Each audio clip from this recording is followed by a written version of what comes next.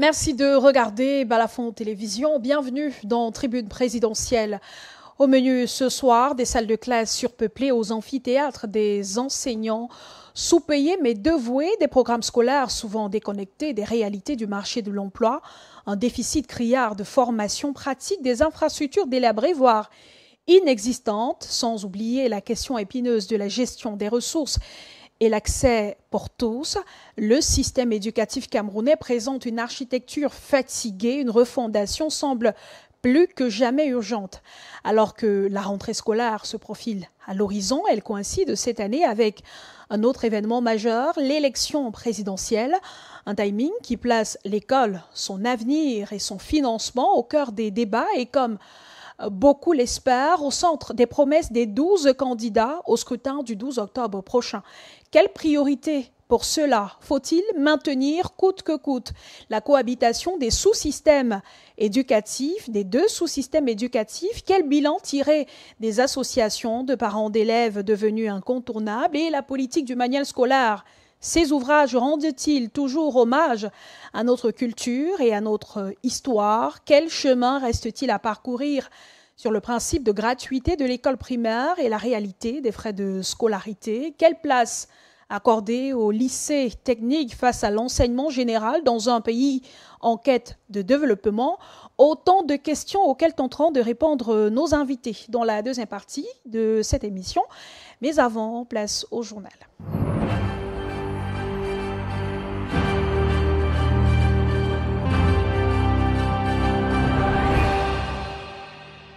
Ce fait de société en ouverture de cette session d'information, une jeune femme fait l'objet d'une enquête au commissariat de sécurité publique du 16e arrondissement de la ville de Douala. Rachel Moti, interpellée par les éléments de la police, est accusée de torture sur la petite Merci Aoné, sa nièce âgée de 7 ans. C'est dans une maison au quartier Niala, dans le 3e arrondissement de la ville, que l'enfant a été retrouvé ligoté et enchaîné par sa tante, une femme qui serait récidiviste dans ce type d'acte selon le voisinage. L'un de ses voisins s'est confié à notre reporter. Quand on a vu l'enfant sortir de la maison, elle était vraiment ligotée avec la corde et la chaîne. Sur cette chaîne, il y avait le cadenas sur les mains et sur les pieds. Nous-mêmes, nous sommes dépassés que comment est-ce que cet enfant enchaîné depuis hier, elle pleure, elle crie, personne aux alentours n'entend. Nous-mêmes, ça nous a dépassés. Donc, nous sommes vraiment dépassés de la scène que nous avions vue nous-mêmes. Nous reviendrons sur cette affaire dans nos prochaines éditions d'information. Et dans la suite, on parle politique présidentielle 2025. Le président du mouvement de l'Union des mouvements socialistes s'insurge contre les coupures constantes d'électricité dans la partie septentrionale du pays qu'il présente comme une preuve de la mauvaise gestion du régime sortant. En tournée dans la région de l'extrême nord, le candidat à l'élection présidentielle s'est rendu à Yagua et à Mokolo dans les départements du Mayo-Danaï et du Mayo-Tsanaga pour une rencontre avec les militants et sympathisants de son parti. Pierre Kouemo leur a demandé de rester vigilants dans les bureaux de vote ainsi que dans toutes les préfectures et sous-préfectures afin de sécuriser leur voix. Je vous propose de le suivre dans cet extrait capté par Michael Dopas, notre correspondant dans la région de l'extrême nord. En marge des messages de campagne, je devais leur dire d'être très vigilants le jour des élections, vigilants dans les bureaux de vote, vigilants au tribunal ou à la préfecture, parce que c'est là-bas que les résultats sont centralisés. Et voilà ce que j'avais à leur dire pour clôturer vraiment mon meeting. La coupure de l'électricité, c'est la faute à ceux qui nous gouvernent.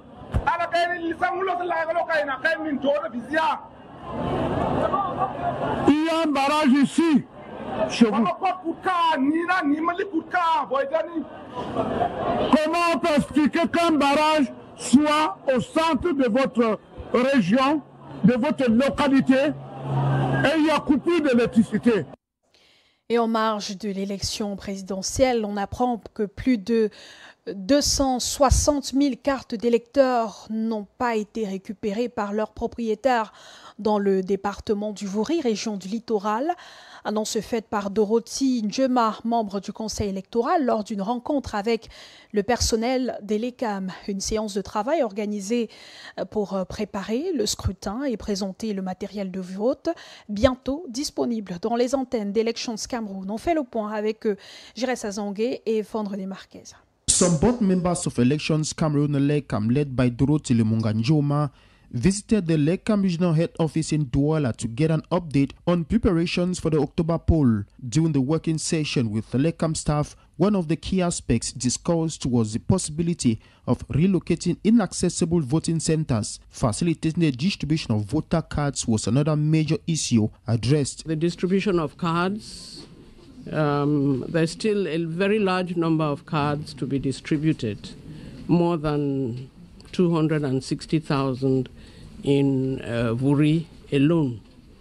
We would ask that you as men and women of the media to encourage registered voters to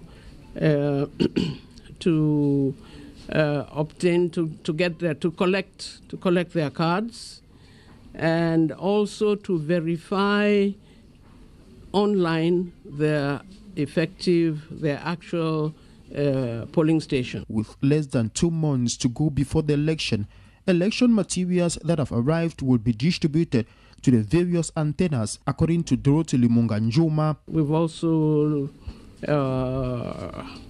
examined with them the situation of materials that have arrived for the election, and their distribution to the council branches and eventually to the polling station. The working session with LECAM staff in the littoral region also explored ways to distribute the remaining 260,000 voter cards before election day.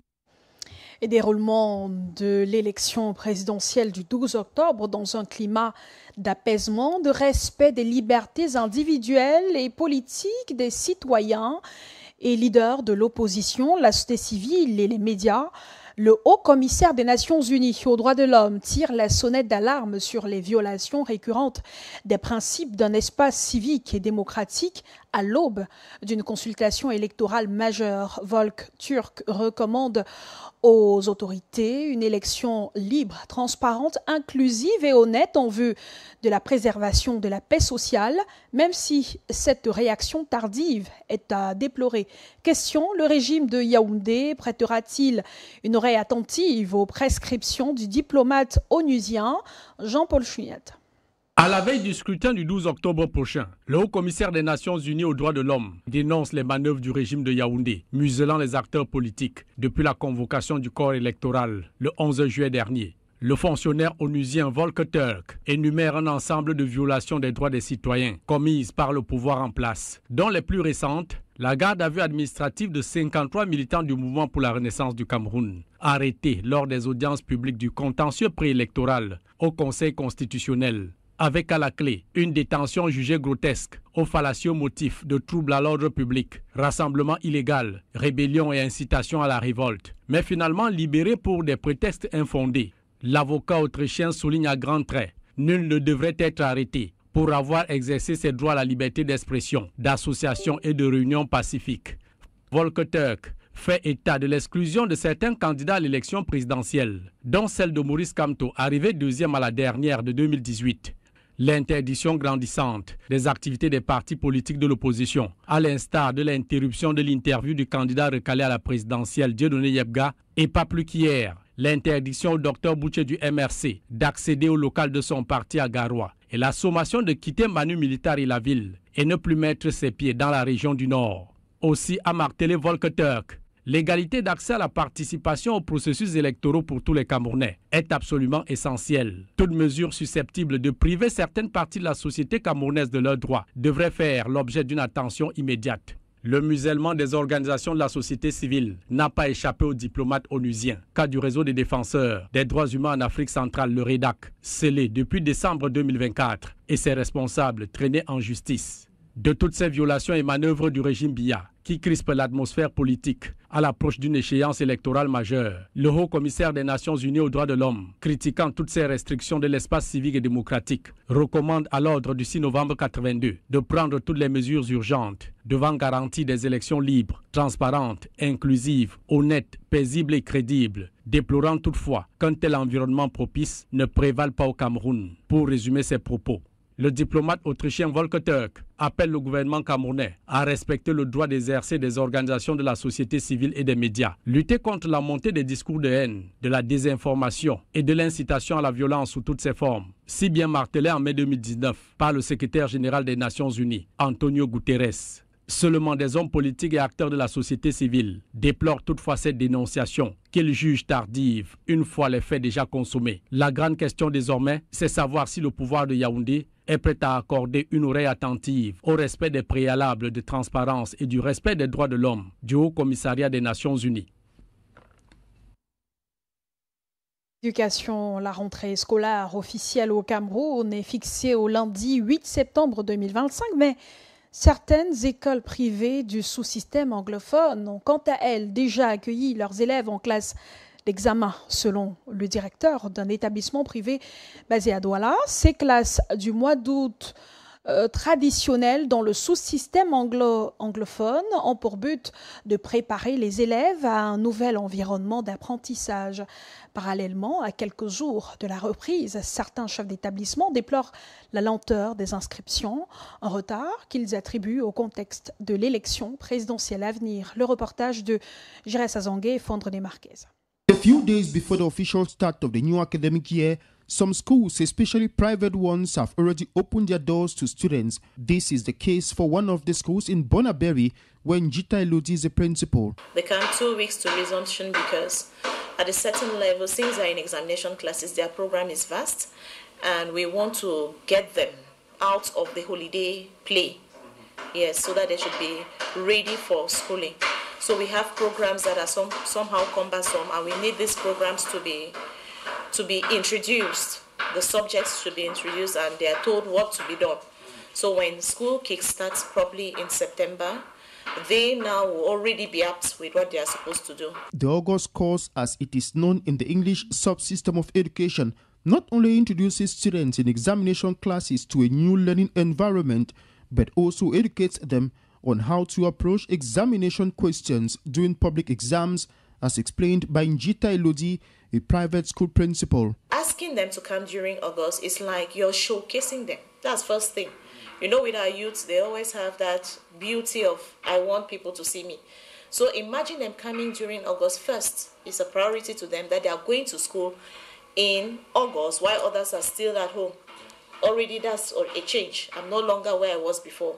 Now, the next thing is that when they come, some of them, they've had friends who had passed, and just coming during that August, that they are coming to collect their slips, is a boost to them, because they have opportunities now to speak with these ones that encourage them more to why they are supposed to study. Then out of that now, giving them the program of work to do. They introduce maybe the GCE program. When I talk of introducing the GCE program, you're already in a GCE class, how to answer questions. Yes, this is the way you're supposed to go about it. These are the books that you're supposed to work with. This is because we look at question answering as one of those modalities that helps the child to perform well. So these are the little things that we do during August so that they can. However, the school head regrets that enrollment has been slow this year. We have noticed from parents that are coming, they have a timid fear, or should I call it, they are not ready for the academic year, thinking that the elections will affect this year.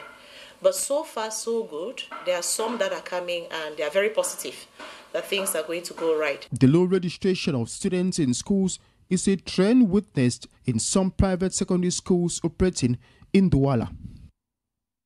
Dans la région de l'Ouest Cameroun, les responsables des enseignements secondaires et les autorités administratives ont examiné les défis cruciaux pour la rentrée scolaire lors d'une réunion sectorielle tenue au lycée technique de Bafoussam. Ces derniers se sont penchés sur les départs massifs d'enseignants à l'étranger et sur l'impératif de sécuriser les régions anglophones du pays.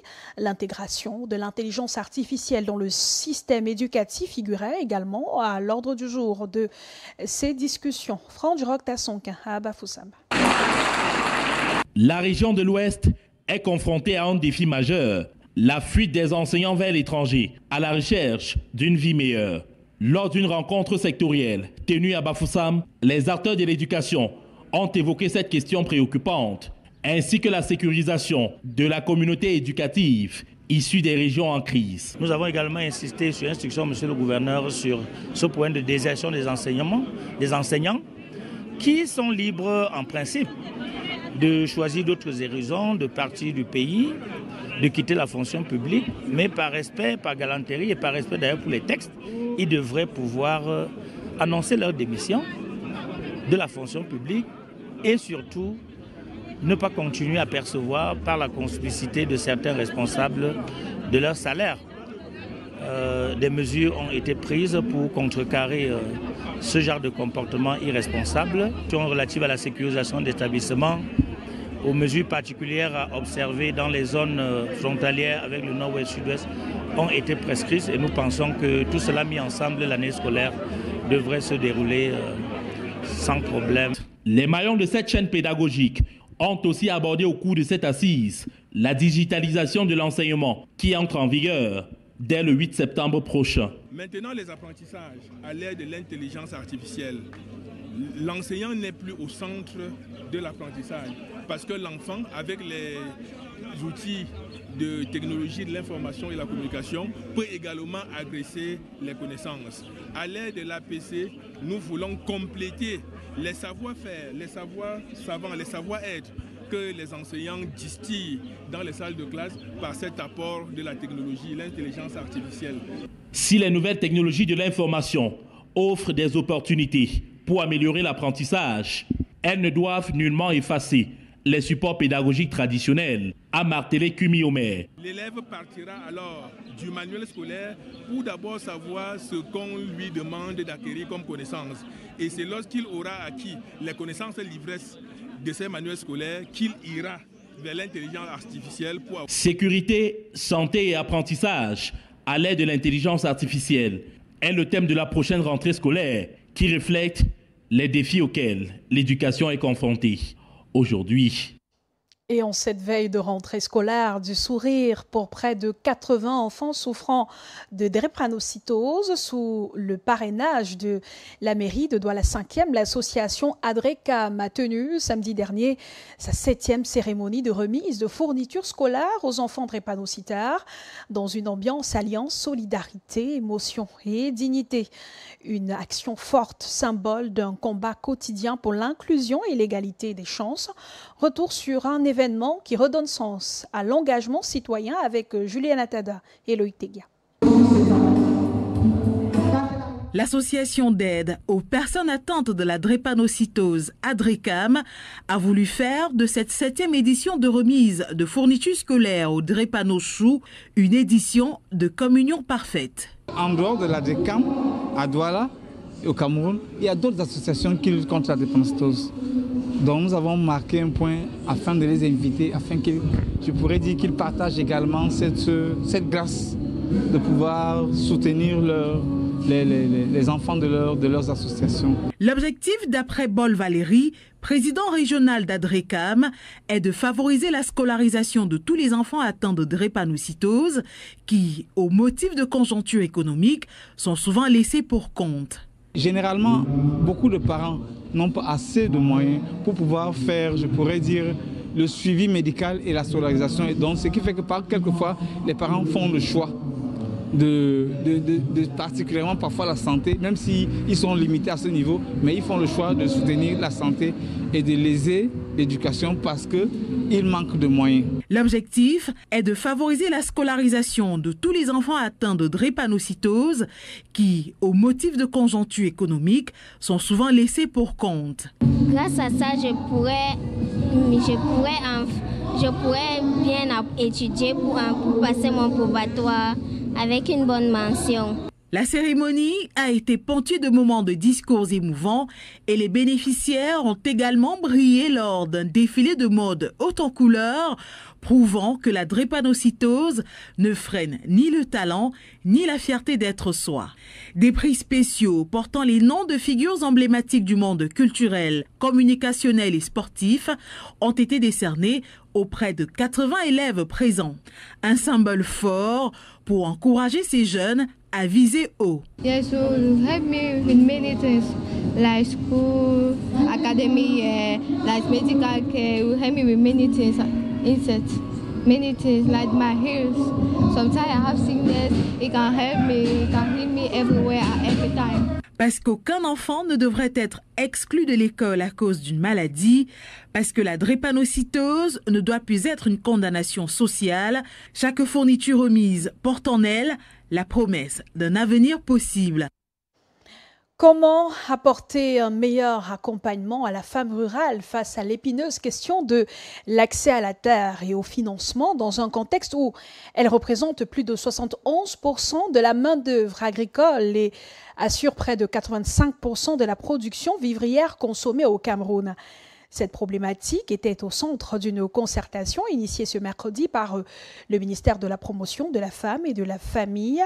Une rencontre en prélude à la célébration le 15 octobre de la 30e édition de la Journée mondiale de la femme rurale, placée sous le thème « Femmes rurales face aux défis des changements climatiques et de l'accès aux ressources productives ». Écoutons à ce propos Léon Tchonko Ouessidjam, conseiller technique numéro 2 au ministère de la Promotion de la Femme et de la Famille. Il est au micro de Sébastien Oyébé. Et nous avons découvert qu'il y a beaucoup de disponibilité pour que les partenaires veulent offrir aux femmes rurales en termes de formation sur le leadership, formation sur la gestion de l'environnement. On s'est aussi rendu compte que les femmes rurales, il y a trop de pertes après récolte liées au phénomène climatique parfois à l'insuffisance de connaissances de conservation des produits agricoles. Vous vous rendez compte, une femme fait 10 sacs de maïs, mais de la récolte à la vente, elle en perd 3-4. Donc nous allons former également les femmes pour la gestion des récoltes. La date du 15 octobre pour la célébration n'est pas maintenue. On a l'intention de la célébrer en Sombengue le 17 octobre. Le 17 octobre 2025, compte tenu de l'environnement sociopolitique sur lequel nous sommes en train de travailler maintenant.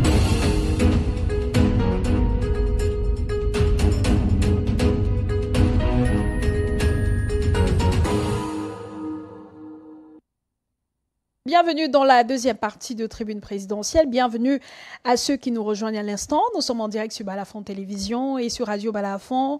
Vous pouvez nous suivre sur le bouquet Canal+, à travers le 515 et le 922. Également sur la page Facebook de Balafon Télévision. On parle ce soir de l'épineuse refondation du système éducatif camerounais à quelques semaines de la tenue du scrutin présidentiel du 12 octobre prochain.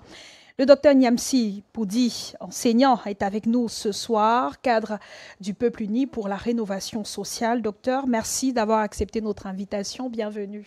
C'est moi qui vous remercie pour participer à cet agora intellectuel dans le creuset de l'intelligentsia camerounaise pour débattre de l'avenir de nos jeunes frères et de nos enfants.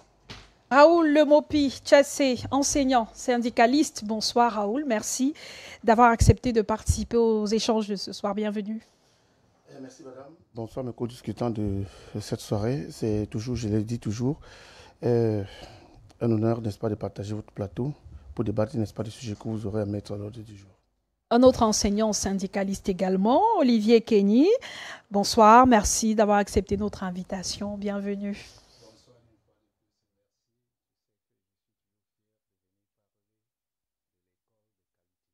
Merci. On aura au téléphone Augustin Chamandé, professeur des lycées de l'enseignement général à la retraite, consultant en éducation, secrétaire exécutif de l'Organisation nationale pour la promotion de l'éducation et du développement. Messieurs, on est à quelques jours de la rentrée scolaire. Le rendez-vous, c'est lundi, le 8 septembre prochain. Raoul Lemopi, vous êtes enseignant. Vous placez cette nouvelle année scolaire qui va s'ouvrir lundi prochain sous quel signe? Meilleur traitement salarial des enseignants ou alors la présence même de ces derniers dans les salles de classe? Alors, vous faites bien, n'est-ce pas, de poser cette question. Vous savez que l'année scolaire 2024-2025 s'est achevée, n'est-ce pas, sous fond de grève. Et les conditions, n'est-ce pas, qui ont préparé la survenue de cette grève, à date, n'ont pas trouvé les éléments de satisfaction. Nous plaçons donc l'année 2025-2026 sous le signe de la lutte permanente, parce que ce qui est en jeu ici, ce n'est pas seulement l'avenir des enfants que nous avons en charge, c'est l'avenir des citoyens, des éducateurs, qui ont des aspirations claires et nobles en tant que chacun devrait vivre, n'est-ce pas, de son travail. Il n'y a pas dans une république qui se respecte des citoyens, n'est-ce pas, qui sont condamnés au sacerdoce et d'autres condamnés à la jouissance. Nous estimons donc que l'année 2025-2026 sera donc une année de prospérité, une année, n'est-ce pas, où le camp d'en face, c'est-à-dire ceux qui ont la charge de la gouvernance des questions de l'école, prêteront une fois pour toutes une oreille attentive pour sécuriser définitivement la profession enseignante. On a pu avoir au téléphone Augustin Chamandé. Augustin, bonsoir. Bonsoir Claude, bonsoir à tous votre panélistes. Merci d'avoir accepté de participer aux échanges de ce soir. L'élection présidentielle camerounaise se prépare et la rentrée scolaire aussi. D'ailleurs, la reprise, je le disais tout à l'heure, c'est le lundi 8 septembre prochain. Quels sont, selon vous, les problèmes de l'année scolaire précédente qu'on pourrait retrouver au cours de cette année scolaire qui va s'ouvrir dans quelques jours? Oui, disons que c'est depuis une trentaine d'années, ce n'est pas seulement l'année scolaire précédente, ni l'année scolaire qui s'ouvre le 8 septembre. Les problèmes traversent l'éducation nationale depuis une trentaine d'années et ces problèmes sont de plusieurs ordres.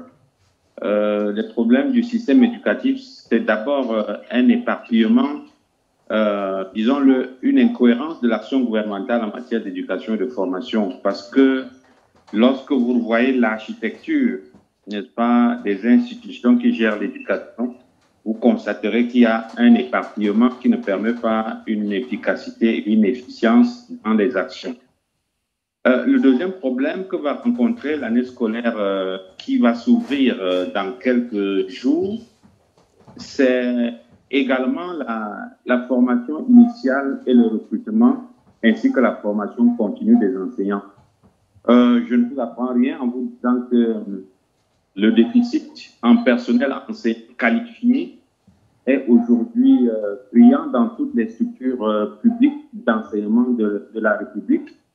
Et lorsque vous couplez à ce déficit de formation la saignée que nous observons vers d'autres cieux, la coupe, ma foi, elle est pleine.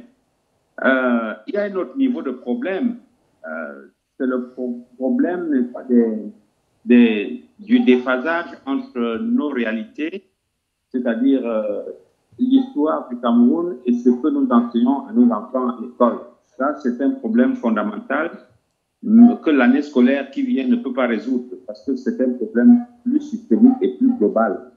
Maintenant, vous avez également dans ce lot de problèmes qui vont revenir de manière récurrente à la prochaine année scolaire, vous aurez également le problème des infrastructures et des équipements. Parce que, comme vous le savez très bien, il y a une très mauvaise répartition territoriale de ces infrastructures scolaires. Et pour ne pas terminer sur ce chapitre-là, il y a les conditions du personnel enseignant. Monsieur Lemopi en parlait tout à l'heure. Oui. Lorsque vous prenez, n'est-ce pas, sur une trentaine d'années, vous allez voir que le pouvoir d'achat des enseignants ne fait que dégringoler, et en particulier celui des personnels fonctionnaires et également du personnel du privé et des structures privées. On oublie souvent que ce sont sont des enseignants qui interviennent dans cet ordre d'enseignement aussi. Alors, dans ces mauvaises conditions de travail, ils vont revenir et l'année scolaire qui s'est achevée sur des grèves à répétition. Et ces grèves-là, on les a vécues pendant plusieurs années déjà. Et elles ne seront pas prêtes de s'arrêter pour la nouvelle année. Est-ce qu'on pourrait ajouter au problème que vous avez énuméré, celui de la gestion des ressources financières, notamment celle de l'APE, celle générée par l'APE, l'Association des parents d'élèves? Oui, j'en venais justement, parce que vous avez un gros problème qui est au cœur, n'est-ce pas, de tout ce désordre-là, c'est celui du financement de l'éducation, ou, si vous voulez, du sous-financement de l'éducation. Parce que vous vous rendez compte que l'État a transféré ses responsabilités régaliennes aux parents d'élèves, regroupés dans ce qu'on appelle les associations des parents d'élèves et d'enseignants. Et nous considérons que depuis les années 90, nous assistons à une privatisation et à une marchandisation de l'éducation au Cameroun. Or, vous savez également que le Cameroun a pris des engagements internationaux, lesquels stipulent que chaque État parti à ces engagements-là doit consacrer une tranche importante de son budget à l'éducation. Je crois, si ma mémoire ne me trahit pas, c'est environ 20%, n'est-ce pas, du budget de chaque État qui doit être consacré à l'éducation. Or, au Cameroun, nous oscillons entre 11,5% et 12%. Donc, il y a un gros problème de financement et l'État a transféré ce problème-là aux APEE qui elles-mêmes sont mal gérées. Et nous avons pensé qu'il fallait définanciariser ces associations-là pour qu'elles restent ce qui n'aurait jamais dû cesser d'être, c'est-à-dire un cadre de concertation pour les parents et non pas des structures qui financent l'éducation à la place de l'État. Donc, pour me résumer sur ce point du financement, oui. Il faut le dire clairement, les APE doivent cesser d'être sous leur forme actuelle pour revêtir la forme d'association qui correspondent à l'exigence de concertation que doivent apporter les parents dans le processus d'éducation de leurs enfants. Augustin Tchamande, au-delà d'être professeur des lycées de l'enseignement général à la retraite, vous êtes consultant en éducation. C'est une nouvelle année scolaire qui s'ouvre et l'éternel problème de la gratuité de l'école primaire privée au Cameroun demeure. Il y a des parents qui vont débourser encore un certain montant pour obtenir une place à leurs enfants dans les établissements. À quand la gratuité de l'école dans notre pays? Qu'est-ce qu'il faut? Qu'est-ce qui coince? Non, la gratuité n'a jamais été effective à l'école primaire, même si le Cameroun est parti à plusieurs engagements internationaux. Le Cameroun a joué de la ruse par rapport à cette gratuité en prétendant supprimer les frais d'écolage. Vous vous souvenez très bien de 1500 francs, mais en instituant en sous-main des frais d'APE qui sont 5 fois, voire 10 fois plus élevés que les frais d'écolage d'antan. Donc, la gratuité n'est pas pour demain, parce que la gratuité a un contenu. La gratuité, c'est non seulement les frais scolaires, mais c'est également les cantines scolaires, c'est aussi le transport des élèves. Les manuels. Ce sont les manuels scolaires qui doivent être disponibles dans les écoles gratuitement dans les écoles. Donc, vous voyez, la gratuité, ce n'est pas simplement dire qu'on a supprimé 1500 francs pour que l'école devienne gratuite. Encore que dans la Constitution, vous constaterez avec moi, l'école est obligatoire, l'école primaire est obligatoire, mais elle n'est pas gratuite. Donc, le législateur s'est abstenu. Il y a bien un décret du président de la République datant de février 2021. Oui, non, il est plus ancien, de février 2000, je crois qu'il date de 2010 ou 2011, quelque chose comme ça, mais qui n'a jamais été appliqué, ce décret-là. Donc, les faits les faits ne montrent pas qu'on va vers une gratuité, on va vers une marchandisation de l'éducation publique au Cameroun. Donc, ce n'est pas faute d'avoir des textes, mais ce décret-là n'a jamais été appliqué. Et je vous le dis, le socle sur lequel devrait reposer cette gratuité, c'est la Constitution. Et lorsque vous lisez, n'est-ce pas, cette disposition constitutionnelle qui rend l'école primaire obligatoire, vous vous rendez compte que le législateur s'est abstenu de dire qu'elle est obligatoire et gratuite. Donc, c'est un tour de passe-passe qui ne trompe plus personne parce que l'école n'a jamais été gratuite au Cameroun. Vous avez parlé tout à l'heure, Augustin Tchamandé, de la problématique du manuel scolaire. Il y a eu dans ce pays un livre inscrit au programme qui faisait l'apologie de l'homosexualité, d'où cette problématique de l'inadéquation entre les manuels scolaires et l'histoire de notre pays, nos cultures même. Est-ce que cela pourrait se reproduire aujourd'hui? Et comment contourner cela? C'est vrai qu'on a déjà des livres inscrits au programme, malgré les dénonciations de syndicats, d'enseignants et même de parents. Ces livres, bien qu'aucun cas, on va dire quoi, de manuel inadéquat n'ait été dénoncés, signalés jusqu'à présent, sont au programme, mais on se projette un peu pour les prochaines années scolaires, rentrées scolaires. Comment faire pour avoir des livres qui correspondent véritablement à nos réalités et à nos valeurs? Oui, il faut dire que c'est vrai qu'il y a une commission nationale d'homologation des manuels scolaires. Oui. Mais tout le problème est dans le processus. Le problème il est structurel parce que la production des manuels scolaires ne respecte pas les canons de l'activité. Ce sont des personnes qui se proposent et qui rédigent des manuels scolaires en lieu et place, n'est-ce pas, des commissions qui auraient dû être mises en place, des commissions spécialisées qui auraient dû être mises en place au niveau, n'est-ce pas, par exemple, des inspections qui auraient pu créer, n'est-ce pas, des ateliers d'écriture de ces manuels-là. Et vous voyez qu'il y a une dimension commerciale dans le manuel scolaire au Cameroun qui ne permet pas toujours cette adéquation tant recherchée entre nos réalités et celle, n'est-ce pas, du monde du mercantile. Donc, les manuels déjà ne sont pas, pour la plupart, édités au Cameroun. Et vous comprenez que c'est un problème de gros sous, malgré l'existence, n'est-ce pas, de cette commission au niveau national qui est chargée, n'est-ce pas, d'homologuer, de valider les manuels scolaires mis au programme. Donc, c'est tout un gros travail à faire de manière structurelle pour que le manuel scolaire camerounais soit véritablement une production endogène.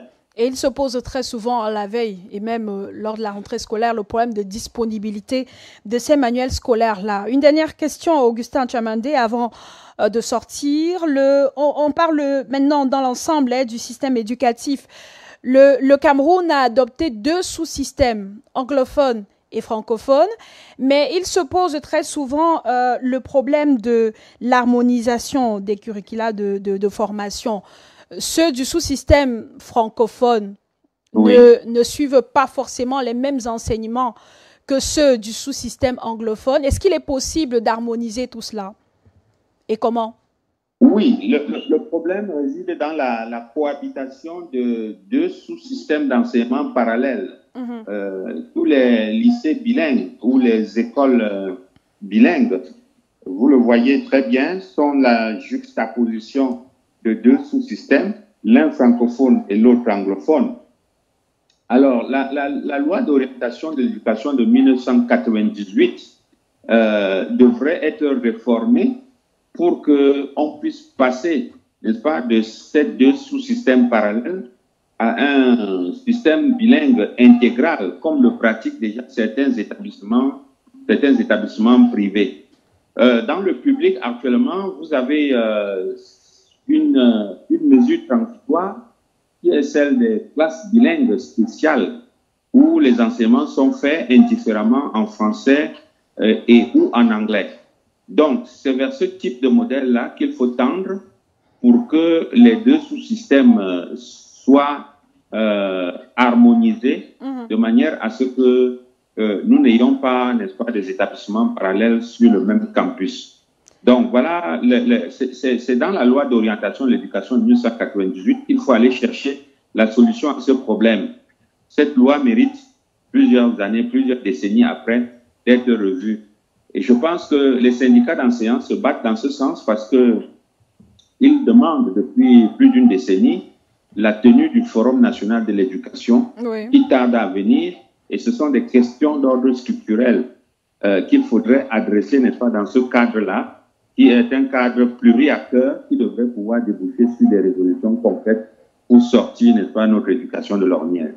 Merci beaucoup, Augustin Tchamandé, d'avoir accepté de participer aux échanges de ce soir. Très bonne fin de soirée à vous. Merci, merci à vous. Et nous allons poursuivre les échanges en plateau avec nos invités. Olivier Kenny, Raoul Lemopi disait tout à l'heure, c'est une nouvelle année scolaire qui s'ouvre avec le problème des enseignants. Et d'ailleurs, le COREC menace de réagir dans les prochains jours. Quel est l'objet de la prochaine sortie que vous annoncez?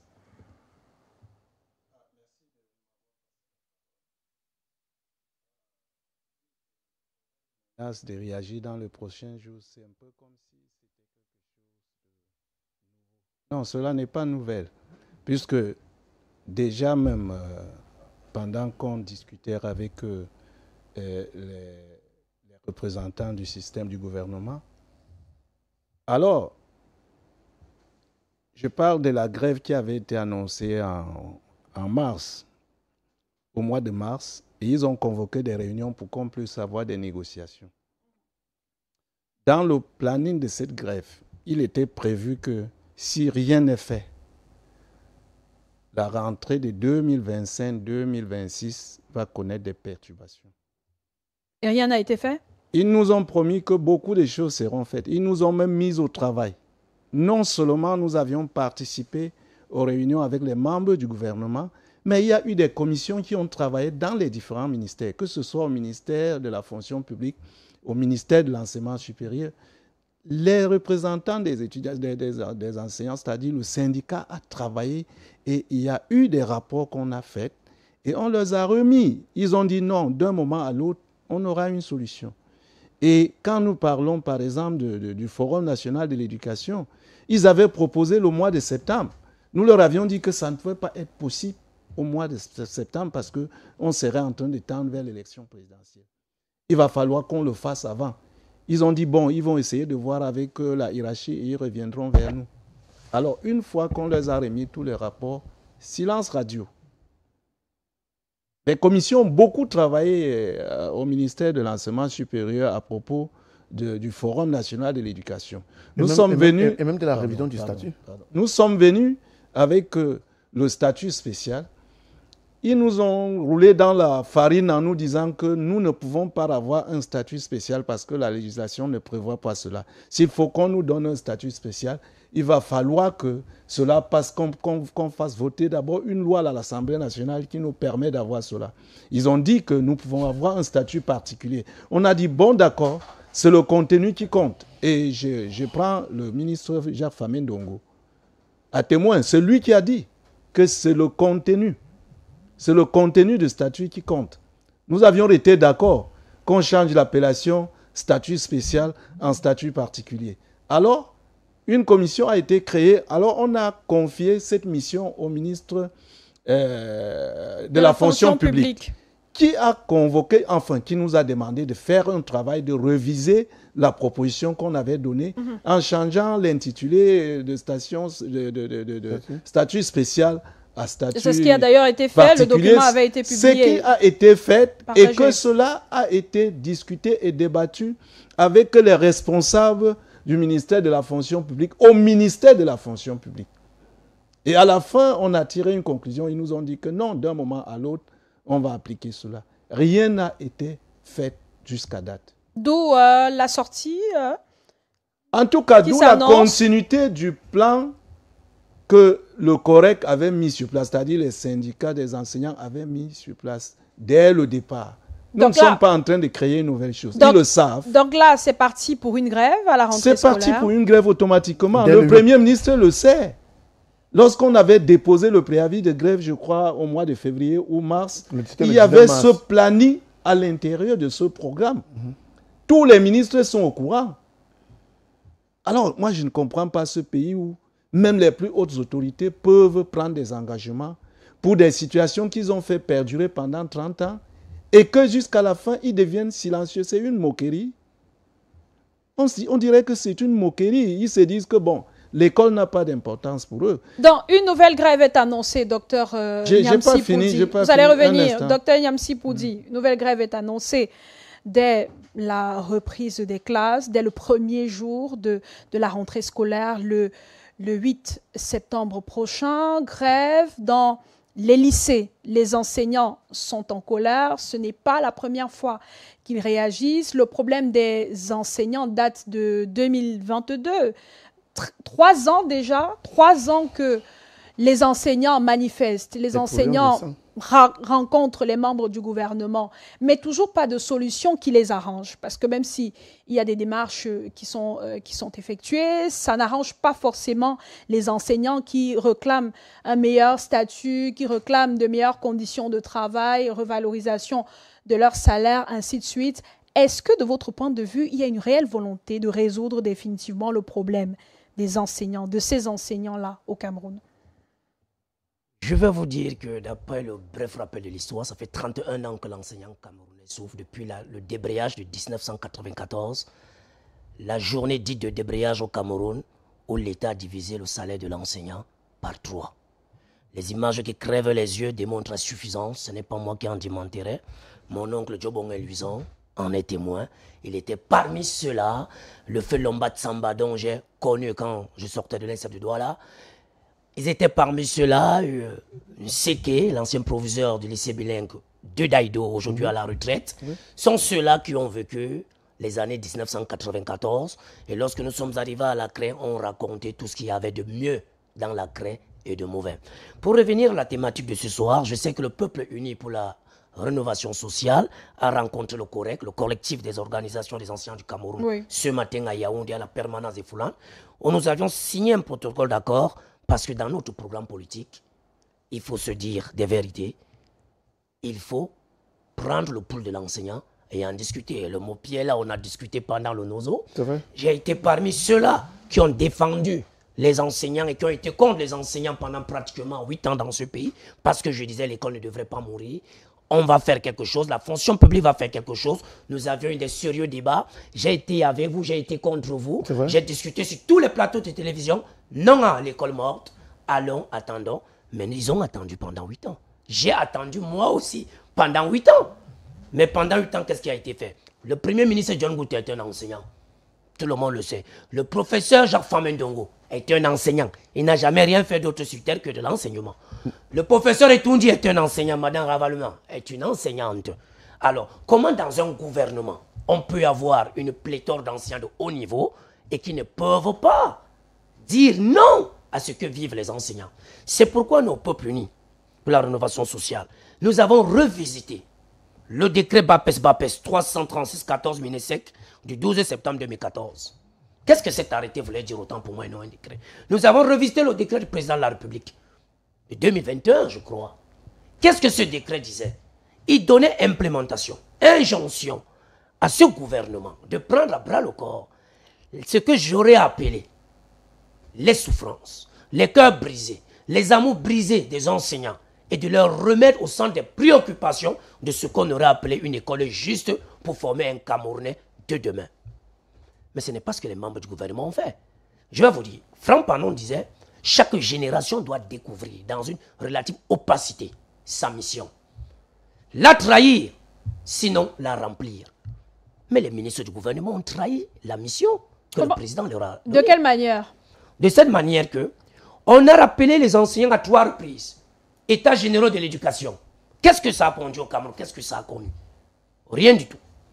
On a parlé du statut particulier au statut qu'ils ont appelé en 2020 de revoir le statut particulier pour dire statut spécial. Les enseignants ont écrit. Ils ont posé sur la table à qui de droit. C'est dans les tiroirs. Certains des enseignants qui sont sortis des écoles normales, déjà, ceux qui sont sortis, ça fait 1, 2 ans, 3 ans, ne sont plus intégrés. Vous le saviez. Ils ne sont plus intégrés. On a créé Bambili, Ebolova, Bertois, Marois, Kumba.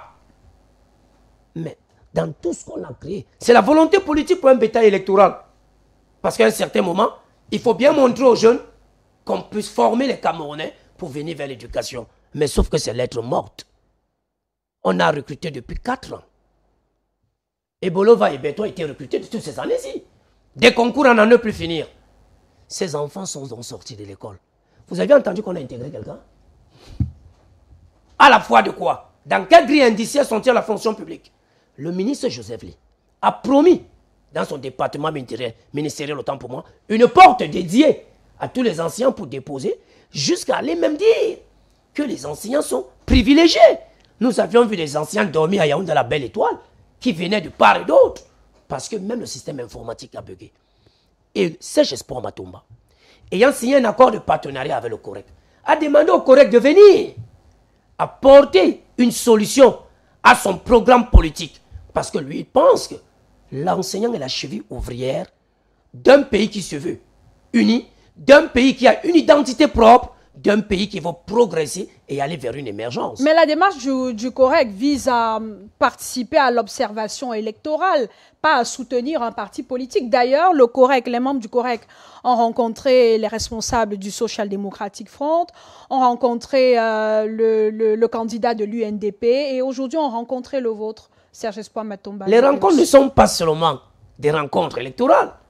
Elles sont aussi à dire à ces acteurs politiques, en filigrane, que voilà comment nous devions travailler en synergie pour sauver le Cameroun dans ce gouffre comateux. L'enseignant n'est pas là pour venir parler politique. L'enseignant est là pour apporter sa touche à la bonne marche de la gestion de la cité. C'est-à-dire que cet enseignant ne fait pas de la politique politicienne, mais contrôle le vote, implémente sa politique didactique de celui d'un enseignant et imprime ce que j'aurais appelé sa notion pédagogique et didactique pour dire à ces hommes politiques, attention, il y a lieu de regarder là où ça ne marche pas. Parce que l'enseignant est celui-là dans la salle de classe a les 8 composantes de la République. Si je vous donne les 8 composantes de la République, vous allez vous étonner.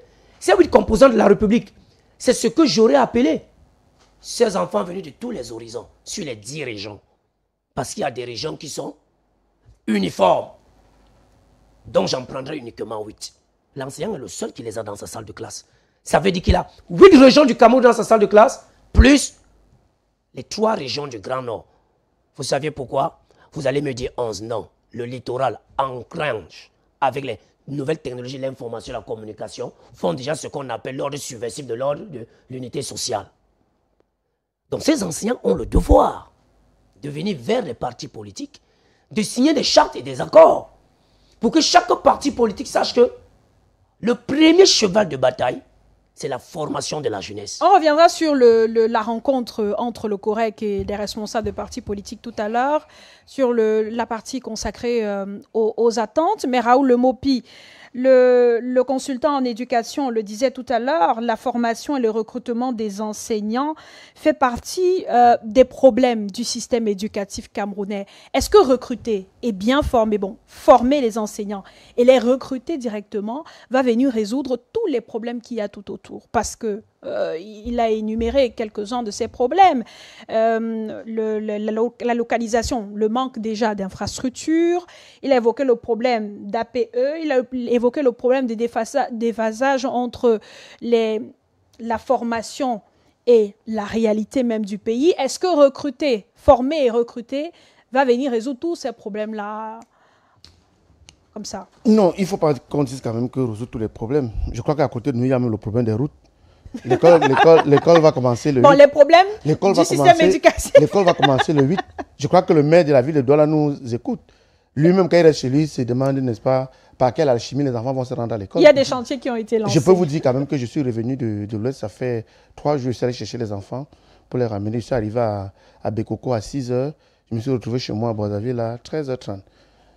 Cas de figure simple. Les enfants qui sont à Bekoko et qui font le lycée polyvalent de Monambéry vont faire comment pour regagner les salles de classe dès lundi? À 7h30. À 7h30. Peut-être il faudra qu'ils partent de chez eux et inversement, à 3h. L'inverse étant aussi vrai, c'est-à-dire qu'ils vont finir. Ceux qui vont arriver tôt vont arriver peut-être à midi ou 11h. Et puis ils vont retrouver la maison entre 20h et 22h. Je crois quand même c'est quand même curieux. C'était quand même pour détendre un peu l'atmosphère. Merci. Alors, il faut qu'on le dise très clairement. Il n'y a pas d'éducation sans enseignants. La tragédie au Cameroun, c'est que chaque année, si on ne prend que le secteur de l'enseignement au secondaire, entre 1500 et 2000 enseignants vont à la retraite. Et si à cela, on ajoute le départ massif des patriotes qui ont estimé qu'ils ne peuvent pas continuer à tirer le diable par la queue au Cameroun, le gap est sérieux. Le ministre de la fonction publique a rendu public, n'est-ce pas, des statistiques faisant état de ce que sur 100 fonctionnaires qui quittent le Cameroun, 85 sont enseignants. Au même moment, c'est la plus grande curiosité, l'État forme des enseignants qu'il ne recrute pas. Vous-même, c'est un État sérieux. C'est-à-dire que l'État lui-même dit qu'il n'y a pas d'enseignants. Aujourd'hui, les besoins dans les lycées, à l'état où je vous parle, moi je suis enseignant au lycée bilingue de Nilon-Brazzaville. Au lycée bilingue de Nilon-Brazzaville, au bas mot, sur les 215 personnels, on a entre 60 et 75 personnels d'appui. Vous comprenez cela? Parce que tout à l'heure, le consultant a posé le problème du financement ou bien du sous-financement de l'école. Vous savez quand même que la moyenne salariale dans les grandes villes, la moyenne salariale des personnels vacatés et personnels d'appui dans les grandes villes du Cameroun, c'est-à-dire Douala, Yaoundé, Bafoussam, aussi entre 35 et 50 000 francs. Ça veut dire techniquement que pour payer un enseignant vacataire, en fait pour lui donner ce qui tient lieu de salaire, le transport, parce que ce n'est même pas le salaire, c'est ça, donc pour lui donner cela, en un an de travail, disons 10 mois, il va percevoir entre 350 000 francs et 500 000 francs. Dans un établissement où on a 60 vacataires, et ça, on ajoute les personnels d'appui, 75 personnes. Vous voyez même que le problème de l'APE n'arrive pas à résoudre les problèmes réels de l'État. En vérité, l'un des plus gros problèmes que nous avons dans les salles de classe aujourd'hui, c'est le déficit criard du personnel qualifié. Je vais vous dire, c'est pas encore pour faire... Quel est le quota d'enseignement, de cours pour un enseignant et quelle est la réalité aujourd'hui? Je parle sur le contrôle d'un enseignant, n'est-ce pas? Dans un établissement secondaire, à classe unique par niveau, c'est-à-dire on a une 6e, une 5e, une 4e, on fait la distinction de 4e supérieur, 4e, une classe, on a besoin de 65 enseignants. C'est-à-dire que de la 6e en terminale, on a besoin de 65 enseignants disponibles. Voilà. Maintenant, il y a 6 6e, il y a 6 5e. Vous voyez peut déjà ce que ça va donner. On multiplie ce nombre par 6. Il y a donc un problème qui va il y a un autre problème qui va se poser au-delà de la rareté de l'enseignant, des ressources enseignantes. Il y a un autre problème qui va se poser, le recrutement des mains inexpertes. Il y a un rapport de la Banque mondiale datant de 2022 qui a clairement établi que dans les pays subsahariens, notamment le Cameroun aussi, c'est un travail statistique qui a été fait à la suite d'une expérience de terrain. Un tiers d'enseignants au primaire étaient incapables d'effectuer une multiplication à 2 chiffres.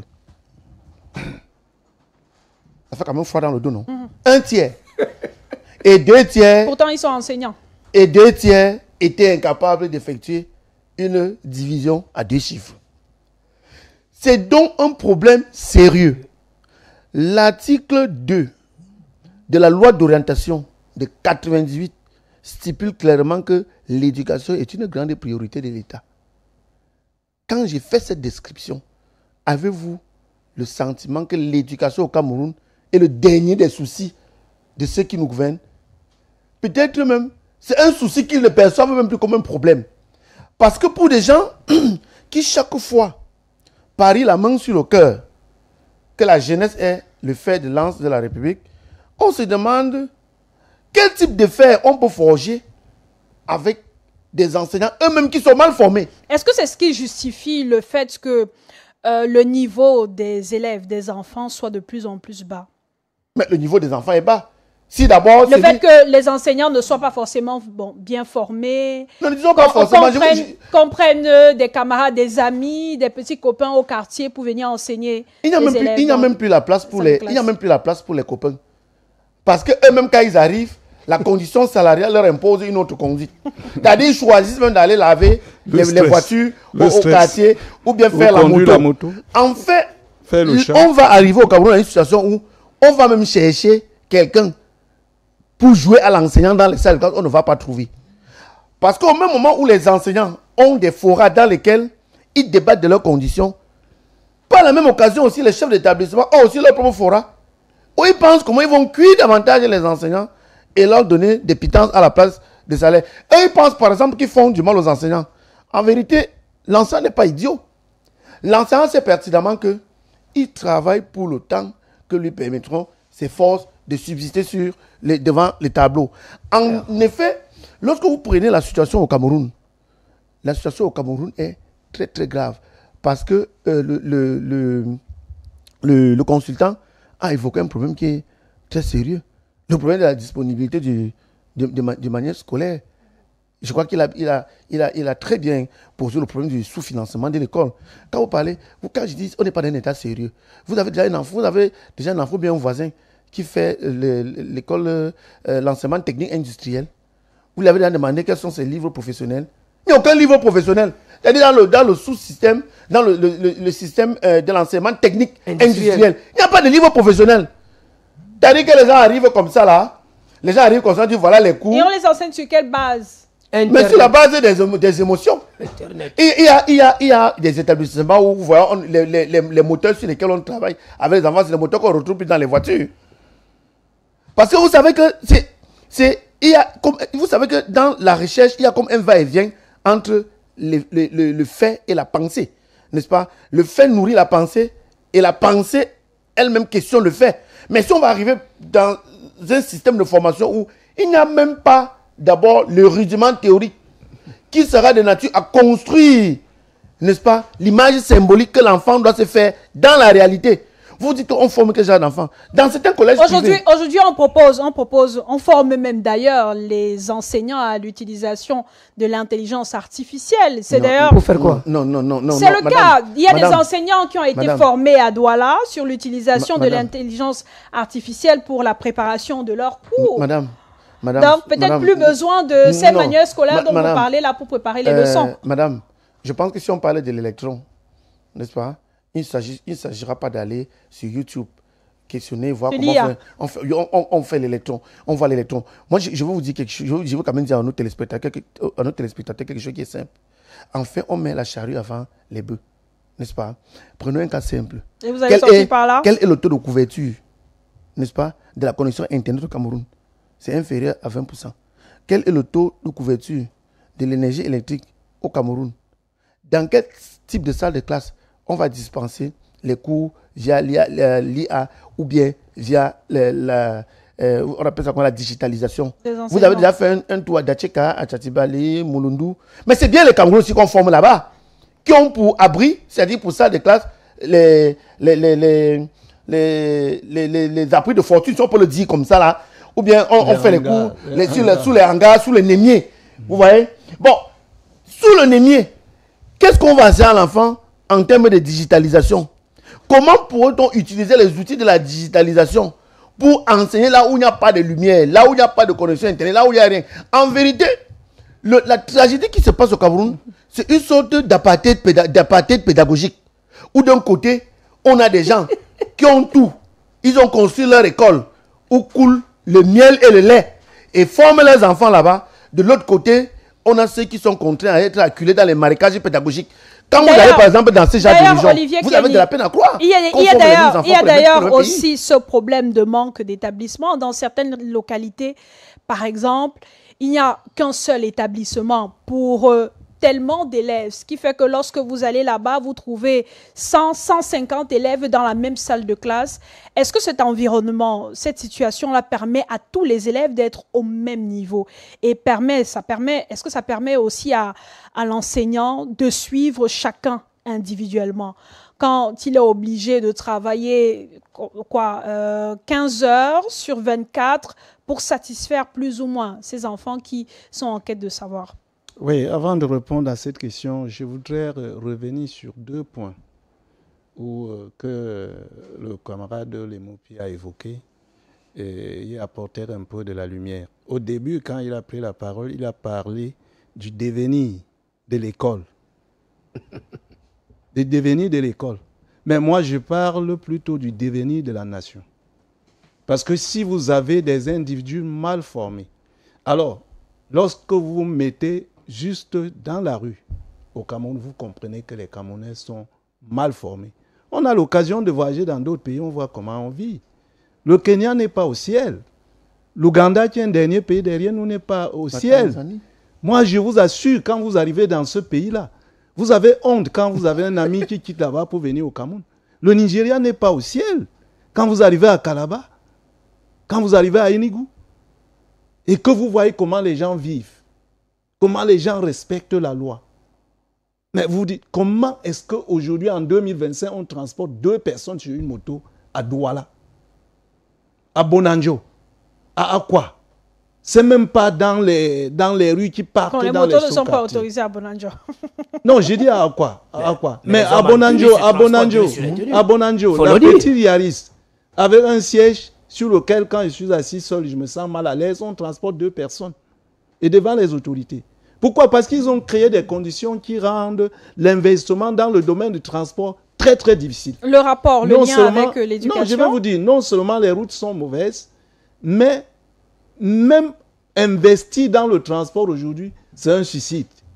Alors ceux qui ont les moyens trouvent que investir là-bas, c'est un suicide. Il faut vous mettre en route pour chercher le taxi, vous allez vous rendre compte qu'il faut rester là 1 heure pour trouver un taxi. Alors qu'avant, ici à Douala, lorsque vous arrivez au Carrefour, vous avez un taxi. Alors, qu'est-ce qui cause ça? Quand les personnes ont été mal formées, ils ne peuvent pas comprendre, c'est-à-dire le sens de l'épanouissement. Les Camerounais ne s'épanouissent pas. Les Camerounais subsistent. Les Camerounais essayent de vivre et ils pensent qu'ils vivent bien. Mais il faut un peu bouger pour voir. Je vous assure, dans certains pays où on transporte des gens sur les motos, si vous n'avez pas le casque, le gars de la moto ne vous transporte pas. Chacun marche avec son casque. Ça, ce n'est qu'un exemple. C'est là où je parle du devenir de la nation. Deuxième chose, il a parlé de l'enseignement technique. C'est mon ordre d'enseignement là-bas. Et j'enseigne même dans les ateliers. L'électrotechnique.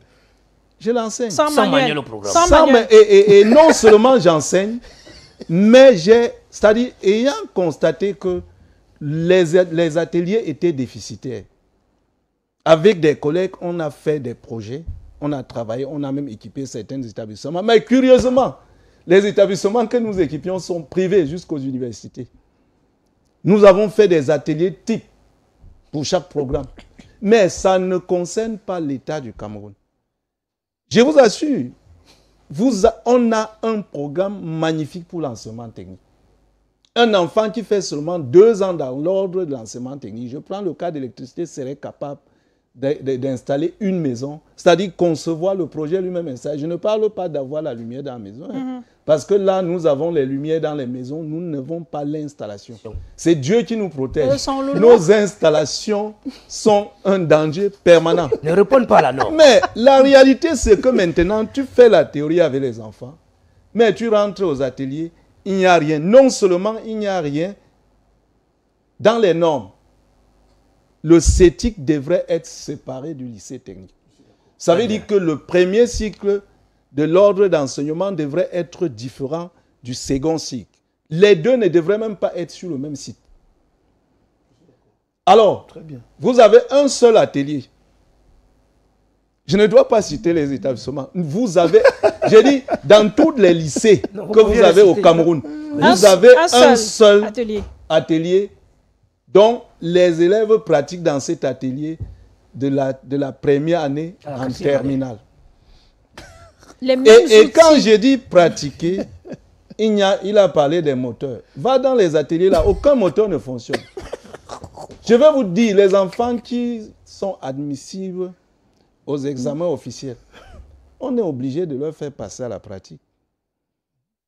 Parce que tu vas demander à l'enfant de faire, tu vas l'interroger sur ce que lui, il n'avait pas fait. La théorie qu'on l'avait donnée réellement, il a bien travaillé dessus, il a eu des bons résultats. Mais maintenant, tu l'amènes d'abord même le centre d'examen où vous venez faire la pratique. Il n'y a rien.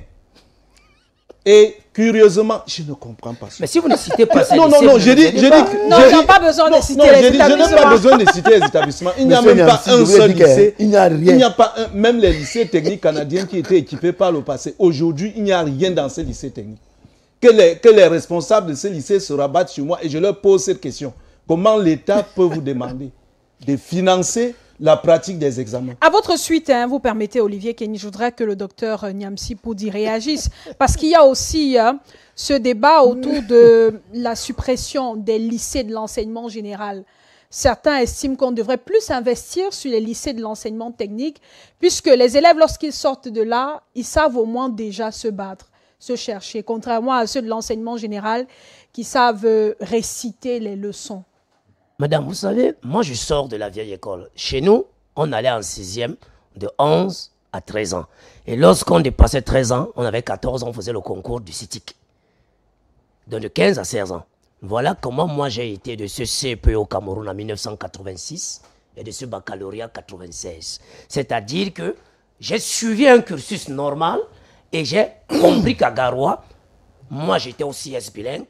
Et mes amis allaient au CETIC de Garoua. Il y avait un lycée technique derrière, il y a un lycée classique. Nous sommes dans les années 86-87. Voilà comment nous avions étudié dans le Nord Cameroun. Jusqu'à ce que la magnanimité de ce pouvoir nous donne l'université fantôme de 97 qu'on appelait Ngaoundéré. Bon, n'en déplaise, c'était l'université. Et ça reste l'université. Nous en étions fiers. On n'avait pas mieux que cela. Alors, pour revenir à ce que vous êtes en train de dire, ceux-là vivaient en ville. Vous comprenez? Ceux-là vivent en ville parce que lorsque les gens veulent opérer des choix parce qu'ils ont réussi dans la vie, ils ne font pas ce qu'on appelle un rétropédalage pour regarder ceux qui sont à l'arrière-pays. Le Cameroun a eu des lycées techniques fantaisistes qui ont été la volonté manifeste d'un pouvoir en place pour attirer l'électorat dans les bastions politiques. Moi, je vais vous donner un exemple patent. Un lycée technique au Cameroun que moi j'ai vu des yeux d'enfant, lycée technique de N'Djambutu dans le nord, à Garoua. Ce lycée technique a été créé avec cette filière. Or, il faut adapter l'offre à la demande et que la demande, dès qu'elle a eu à être satisfaite, donne les débouchés inexorablement. Alors nous avions la soie de coton. Quel genre de moteur utilise la soie de coton à Garoua? C'est par là où le lycée technique, que ce soit celui de Garoua Pumpumré, que celui de N'Djambutu, devait axer l'éducation et les filières parce qu'il fallait répondre à une demande des structures qui y sont. Donc adapté au contexte. Adapté au contexte. Voilà ce qu'il fallait faire. Or, nous savions que nous sommes dans le nord. Il y avait la navette de Boclé pour les équiter. Alors, il fallait nous déposer un lycée agronome au niveau de Garoua et mettre une école des infirmiers vétérinaires qui pouvait devenir l'université vétérinaire parce que nous sommes dans le Sahel. Donc, il n'y a pas, de votre point de vue, il n'y a pas de problème de lycée technique ou de lycée de l'enseignement général. C'est juste que la formation n'est pas adaptée aux réalités. La formation ne fut pas adaptée à la réalité du pays. Vous comprenez? Alors, ceux-là qui passent pour être ce qu'on appelle l'intelligentsia moderne, parce qu'ils ont eu la grâce de fréquenter à l'étranger, ils sont revenus, se sont insérés dans un cocon économique, ils veulent se faire passer pour des donneurs de leçons quand ils sont à Yaoundé ou à Douala dans leur bureau. Mais il faut connaître le Cameroun de fond en comble. Je vais vous donner un exemple. Lac d'eau. Vous avez fait un barrage hydroélectrique à Lac d'eau, dans le projet NEB, Nord-Est Benue. Mais qu'est-ce que vous avez fait? Le lycée technique que vous êtes allé mettre à Lac d'eau devait répondre à quoi? Aux aspirations de ce qui devait être. C'est pourquoi j'entre en droit ligne avec le lycée technique d'Équité et le lycée d'EDA. Moi, j'ai mon jeune neveu qui a fait FC, je crois, c'est chaudronnerie. Il fallait que monsieur parte de la LUCAM. C'est pas une climatisation.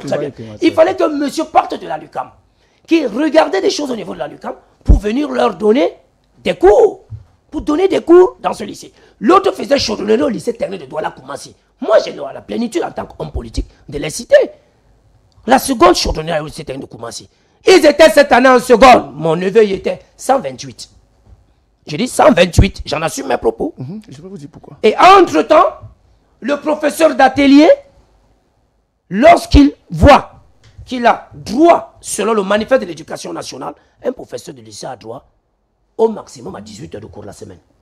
20 à 22. Non, 18 heures. Et on demande... un professeur de lycée... Le maximum d'élèves dans les salles, c'est 60. Là où ils sont à 128, c'est quand même beaucoup. C'est ce que Madame le ministre a dit. Mais Madame le délégué est au courant de ce qui se passe dans les lycées avec les effectifs pléthoriques. Je peux vous donner un bulletin du lycée Belin de Daïdou cette année où il y avait 107 élèves en classe. Je peux vous donner ce bulletin parce que nous parlons avec des preuves. On dira non, l'évolution, la pauvreté dans les familles. Non, nous sommes à Daïdo, à l'angle, il y a New Daïdo, il y a Bepanda. Les familles n'ont pas, on fait comment on les met. Mais nous savions comment ces enfants arrivent à être censés dans les lycées. Suivez mon regard. Ça ne se passe pas de commentaires. Alors vous allez vous rendre compte que lorsque je décris cela, nous aujourd'hui en politique, nous disons que il faut une adéquation entre l'offre et la demande et que l'offre et la demande étant déjà adéquates débouchent inexorablement vers un emploi. C'est pourquoi, lorsqu'on a créé le lycée technique de Bassar, on savait qu'on était dans une zone industrielle.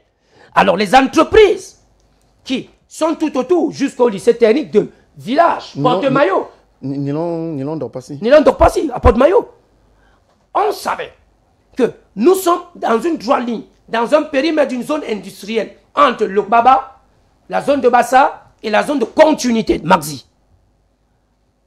Les offres pédagogiques dans cette lycée technique devaient cadrer en droite ligne avec les sociétés qui s'y ont implantées. Alors, vous avez créé une filière installation sanitaire dans les lycées techniques. Alors, bienvenue. Alors, les entreprises qui sont arrivées, on disait les quincailleries sont arrivées, tout le monde veut avoir des latrines neuves, tout le monde veut avoir des bidets à la maison, des installations et tout. C'est bien, et c'est arrivé, mais sauf que on a formé ces enfants en bonne et due forme. Est-ce que ça a suivi? Nous savions qu'il faut ramener l'éducation au centre des préoccupations du cocon des Camerounais. C'est pourquoi, laissez-moi finir. 10 secondes. 10 secondes. Non, pas une minute. Laissez-moi finir pour dire que vous avez tué les sections artisanales et rurales, les SAR-SM, qui passaient le temps à apporter un développement adéquat pour une formation à l'étrier d'une certaine jeunesse camerounaise qui arrivait à s'en sortir, au profit d'un diplôme qu'ils ont appelé QDP ou ACP, diplôme de qualification professionnelle, et je pense un autre diplôme qu'ils ont mis au ministère de la formation professionnelle. Mais qui forme là-bas? Vous avez tué les centres de formation professionnelle qui forment là-bas. Les généralistes. Vous allez donc vous rendre compte que dans un gouvernement où on n'a que des enseignants qui veulent paupériser leurs collègues, nous, au peuple uni pour la rénovation sociale, nous disons non, il faut sauver l'école avec un gilet de sauvetage. Tout à l'heure, Olivier Kenui, on parlait... Je n'avais pas répondu à votre question. Oui, justement, du manque d'établissement dans certaines localités. Non, quand on parle du manque d'établissement dans certaines localités... Bon, l'insuffisance, les établissements ne manquent pas. Parce que pendant qu'on a 127 élèves dans une salle de classe à Dedo, à Douala, en Gambé, on a 0 élève dans la même salle de classe. Et c'est aussi un lycée comme Dedo. Alors, c'est la planification qui est le véritable problème. Pourquoi on a fermé les internats dans nos différents lycées? Pourquoi est-ce que l'État a fermé? Pourquoi ce régime a fermé les internats? Parce que moi, j'ai fréquenté. Il fallait assurer peut-être la prise en charge des... Et puis, non, l'État finance. Qu'est-ce que l'État fait avec ce monde? Pour financer le football. L'école, non. L'école, attendez un peu. Une idée me vient dans la tête. L'école fait partie des fonctions légaliennes de l'État, comme la justice, comme l'armée, comme l'administration, comme la santé. Vous voulez qu'un matin, nos ennemis nous attaquent, et l'État croise les bras et dit que bon, je n'ai pas les moyens pour défendre la nation? Jamais de la vie. Un État qui reconnaît ses responsabilités, surtout les fonctions légaliennes, doit trouver les moyens pour le faire. Si je prends l'exemple du Burkina Faso aujourd'hui, qui fait la guerre, et nous voyons la qualité d'école qui est là-bas. Moi, j'ai des amis là-bas qui communiquent avec moi. Bon, quand je dis des amis, certaines sont même des personnes que j'ai formées, parce que j'ai eu l'occasion de faire le Maghreb, de faire ce pays-là pour former des gens. Et moi, j'ai formé des professeurs d'université dans les laboratoires. Parce que les équipements venaient, eux, ils ne parvenaient pas à s'en sortir. Et puis nous, on les aidait. Mais quand je vois ce qu'eux, ils font aujourd'hui, et pourtant ils sont en guerre, c'est parce qu'ils ont accordé la priorité à la formation et le peu qu'ils sont en train de former. D'abord même, le climat qu'ils ont créé. Vous savez, c'est la rentrée scolaire, par exemple au Burkina Faso, cette période-ci. Mais le président de la République lui-même organise des rencontres avec et les enseignants et les étudiants et il valorise les enseignants devant les étudiants. Les parents. Devant les étudiants et les parents. J'ai dit leur valoriser. Il a commencé par aller chercher ses propres enseignants qui sont à la retraite depuis. Il dit non, vous allez continuer à travailler. Je veux vous mettre à l'aise parce que je connais vos compétences. Alors quand on a la volonté, on y arrive. Le problème n'est pas le manque d'école, mais c'est la planification et l'organisation de l'État. C'est très simple. De venir dans un milieu comme Gambé, que je dis, on crée un lycée là-bas, mais le lycée là doit prendre les élèves qui sont tout autour. Pas que chaque village, chaque quartier doit avoir son lycée. Dernièrement, je regardais dans mon propre village, je vois les CETIC à gauche et à droite, et je vois là, puisque quand on dit même l'État fait quoi? Peut-être parce que la demande est supérieure à l'offre que certains créent les CETIC un peu partout. Je vais dire une chose. Non, c'est les CETIC politiques. L'école, on ne doit pas politiser l'école. C'est pas normal. Quand quelqu'un trouve que son parti est en train de, le parti au pouvoir est en train de perdre de l'ampleur dans sa zone, il s'en va dire donnons-leur une école. On crée l'école, mais on nous interpelle pour que nous construisions ces écoles. Bon, on le fait, puisqu'on est habitué à le faire. On sait qu'on doit contribuer pour le développement du village. Mais quand je vois un CETIC à tous les 3 km, et qu'après, non, pour le moment, il y a même encore l'effectif. Mais d'ici quelques années, il n'y en aura plus. Il n'y en aura plus parce que chaque quartier aura son... Tanguy, Banga, en espoir de 300 km. Et quand vous regardez ça, l'État crée, mais ne construit pas. Et pourtant, quand nous grandissions, lorsqu'on disait qu'on a créé un lycée technique de Bafoussam, Congo, le CETIC de Bafoussam était là. Voilà. Mais comme le lycée technique, on l'avait déjà créé, et il y avait des bâtiments à côté du CETIC qu'on n'utilisait pas. Les secondes et les secondes du lycée technique ont commencé là-bas. Et avant d'arriver en terminale, on avait fini la construction du lycée technique. Et ces élèves se sont déportés au lycée technique. Ça nous ramène, mais je n'ai pas fini, mais aujourd'hui, le même CETIC qui était resté CETIC, rien n'a changé, mais on a transformé le même CETIC en lycée technique. Ceux qui gèrent l'école au Cameroun n'ont pas de vision pour le devenir du pays. Il y a aussi, Olivier Kenny, le problème de délabrement des infrastructures. Hein. Il y a certains établissements qui ne ressemblent pas à grand-chose. On n'arrive même pas à mettre la peinture. Pourtant, dans les lycées, par exemple, il y a l'association des parents d'élèves qui, en principe, doit se mobiliser, même si au niveau de l'association des parents d'élèves, les frais exigés aux parents varient d'une année scolaire à une autre. Je vais revenir sur l'histoire de l'association des parents d'élèves. Les parents d'élèves ne sont pas là pour financer l'école. Ils payent déjà les impôts qui devraient aller au financement de l'école. Quand je dis payer les impôts, on va dire qu'ils font quoi? Quand vous prenez le taxi, là, vous avez déjà payé l'impôt. Quand vous achetez 1 kilo de riz, vous avez déjà payé l'impôt. Le Cameroun taxe tout, jusqu'à taxer même l'assurance maladie, que l'État devrait prendre en charge. Dans d'autres pays, l'État accorde des exonérations là-bas, mais quand vous souscrivez une assurance maladie, on vous taxe. Cet argent part où? Ça achète les prados aux individus et puis ça leur permet d'aller s'épanouir à l'extérieur. Non, s'épanouir à l'extérieur et revenir. Et les frais d'APE n'achètent pas les prados au président et au proviseur? Les frais d'APE achètent les prados pas seulement au proviseur. Vous ne savez pas la prédation qui est au niveau de l'école. Tous les administrateurs sont là-bas, les politiciens sont là-bas. Les proviseurs ne respirent pas. Les proviseurs ne respirent pas. Ce sont nos amis. Il faut les rencontrer. Quand vous êtes un proviseur, vous avez 7 contrôles en une seule journée.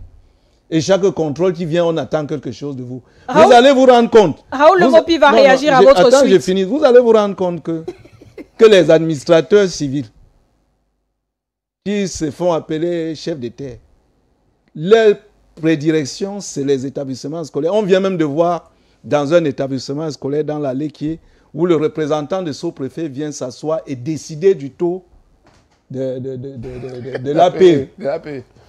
Exorbitant. C'est-à-dire que les parents disent que non, voici ce qu'on avait arrêté.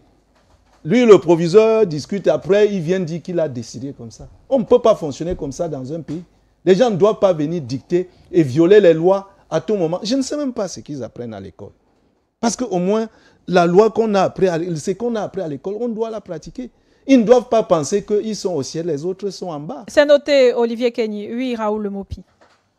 Bon, quand vous posez le problème, n'est-ce pas, de la manière dont l'agent circule dans les établissements scolaires, le rapport des chefs d'établissement à l'agent, moi je pense que c'est même un problème structurel. Hein, parce qu'il faut chercher à savoir comment est-ce que certains fonds peuvent être nommés. Vous pensez que si quelqu'un peut-être va à la banque prendre 10 millions, va donner à la ministre pour se faire nommer.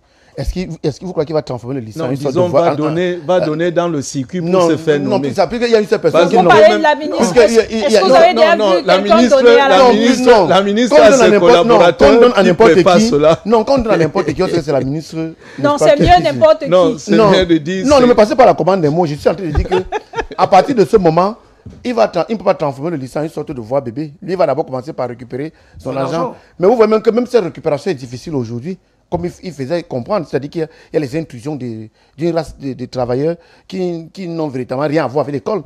Hein? Les lycées qui viennent des services du gouverneur, les lycées qui viennent des services du préfet, les lycées qui viennent des services du sous-préfet, les activités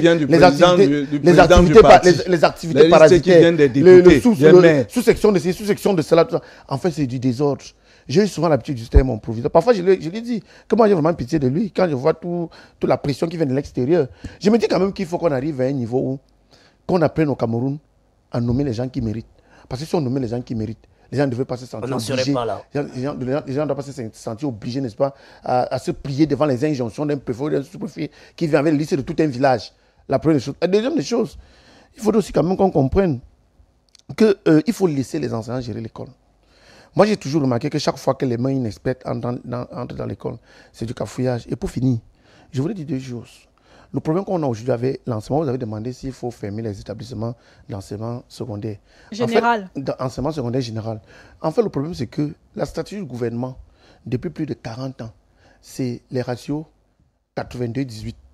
C'est-à-dire, sur les 2119 établissements scolaires d'enseignement secondaire qui existent au Cameroun, 82% sont les écoles d'enseignement secondaire général, seuls 18% sont les écoles d'enseignement technique. Ce qui veut dire que dans les faits, il ne faut donc pas être surpris qu'on ait une crise en termes de main-d'œuvre dans les activités opérationnelles. Je vous prends un cas simple.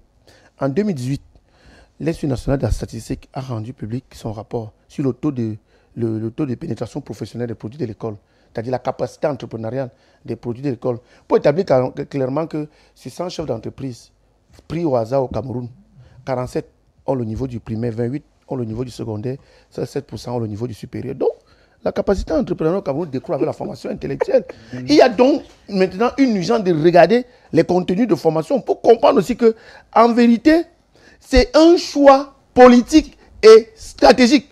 L'école technique coûte très cher. Et parlant maintenant des effectifs de 100 à 150. Dans les salles de classe. Vraiment, pour moi, on ne devrait même pas tenir rigueur au chef d'établissement. Nous n'avons pas de l'enseignement technique ici, là. Vous savez quand même que de plus en plus, les parents ont compris que l'enjeu, c'est envoyer les enfants dans les secondes techniques après le BPC. Pourquoi? Parce que les parents financent l'école de leurs enfants. Dans les budgets de famille, il y a des familles qui dépendent entre 2 et 3% de tout leur budget mensuel pour financer l'école des enfants. Donc, il est normal qu'ils attendent un retour sur investissement. Et ce retour ne peut être possible que si on met les enfants dans les formations d'activités opératoires. La conséquence immédiate, c'est quoi? Si vous prenez un arrondissement comme Douala 5, tout Douala 5 a un seul lycée technique public. Tout Douala 3 a un seul lycée technique public.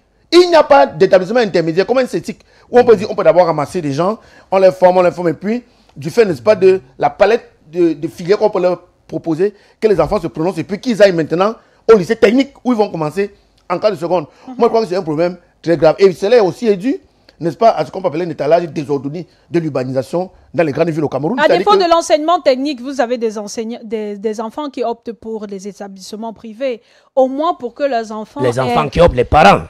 Au moins pour que leurs enfants aient madame, un bon suivi. Madame, mais même là-bas, les frais de scolarité augmentent chaque année. Madame, pour le problème que nous venons de poser, l'État pouvait, par exemple, prendre la mesure suivante, transformer certains lycées d'enseignement secondaire général en lycées polyvalents. Je crois qu'on peut commencer à résoudre le problème. C'est-à-dire que dans un lycée d'enseignement général, on crée des filières techniques qui ont une ancrage, n'est-ce pas, social profonde, comme un peu y parlait. On est dans la ville de Douala. La spécificité de la ville de Douala, c'est l'eau. Qu'on le veut ou non.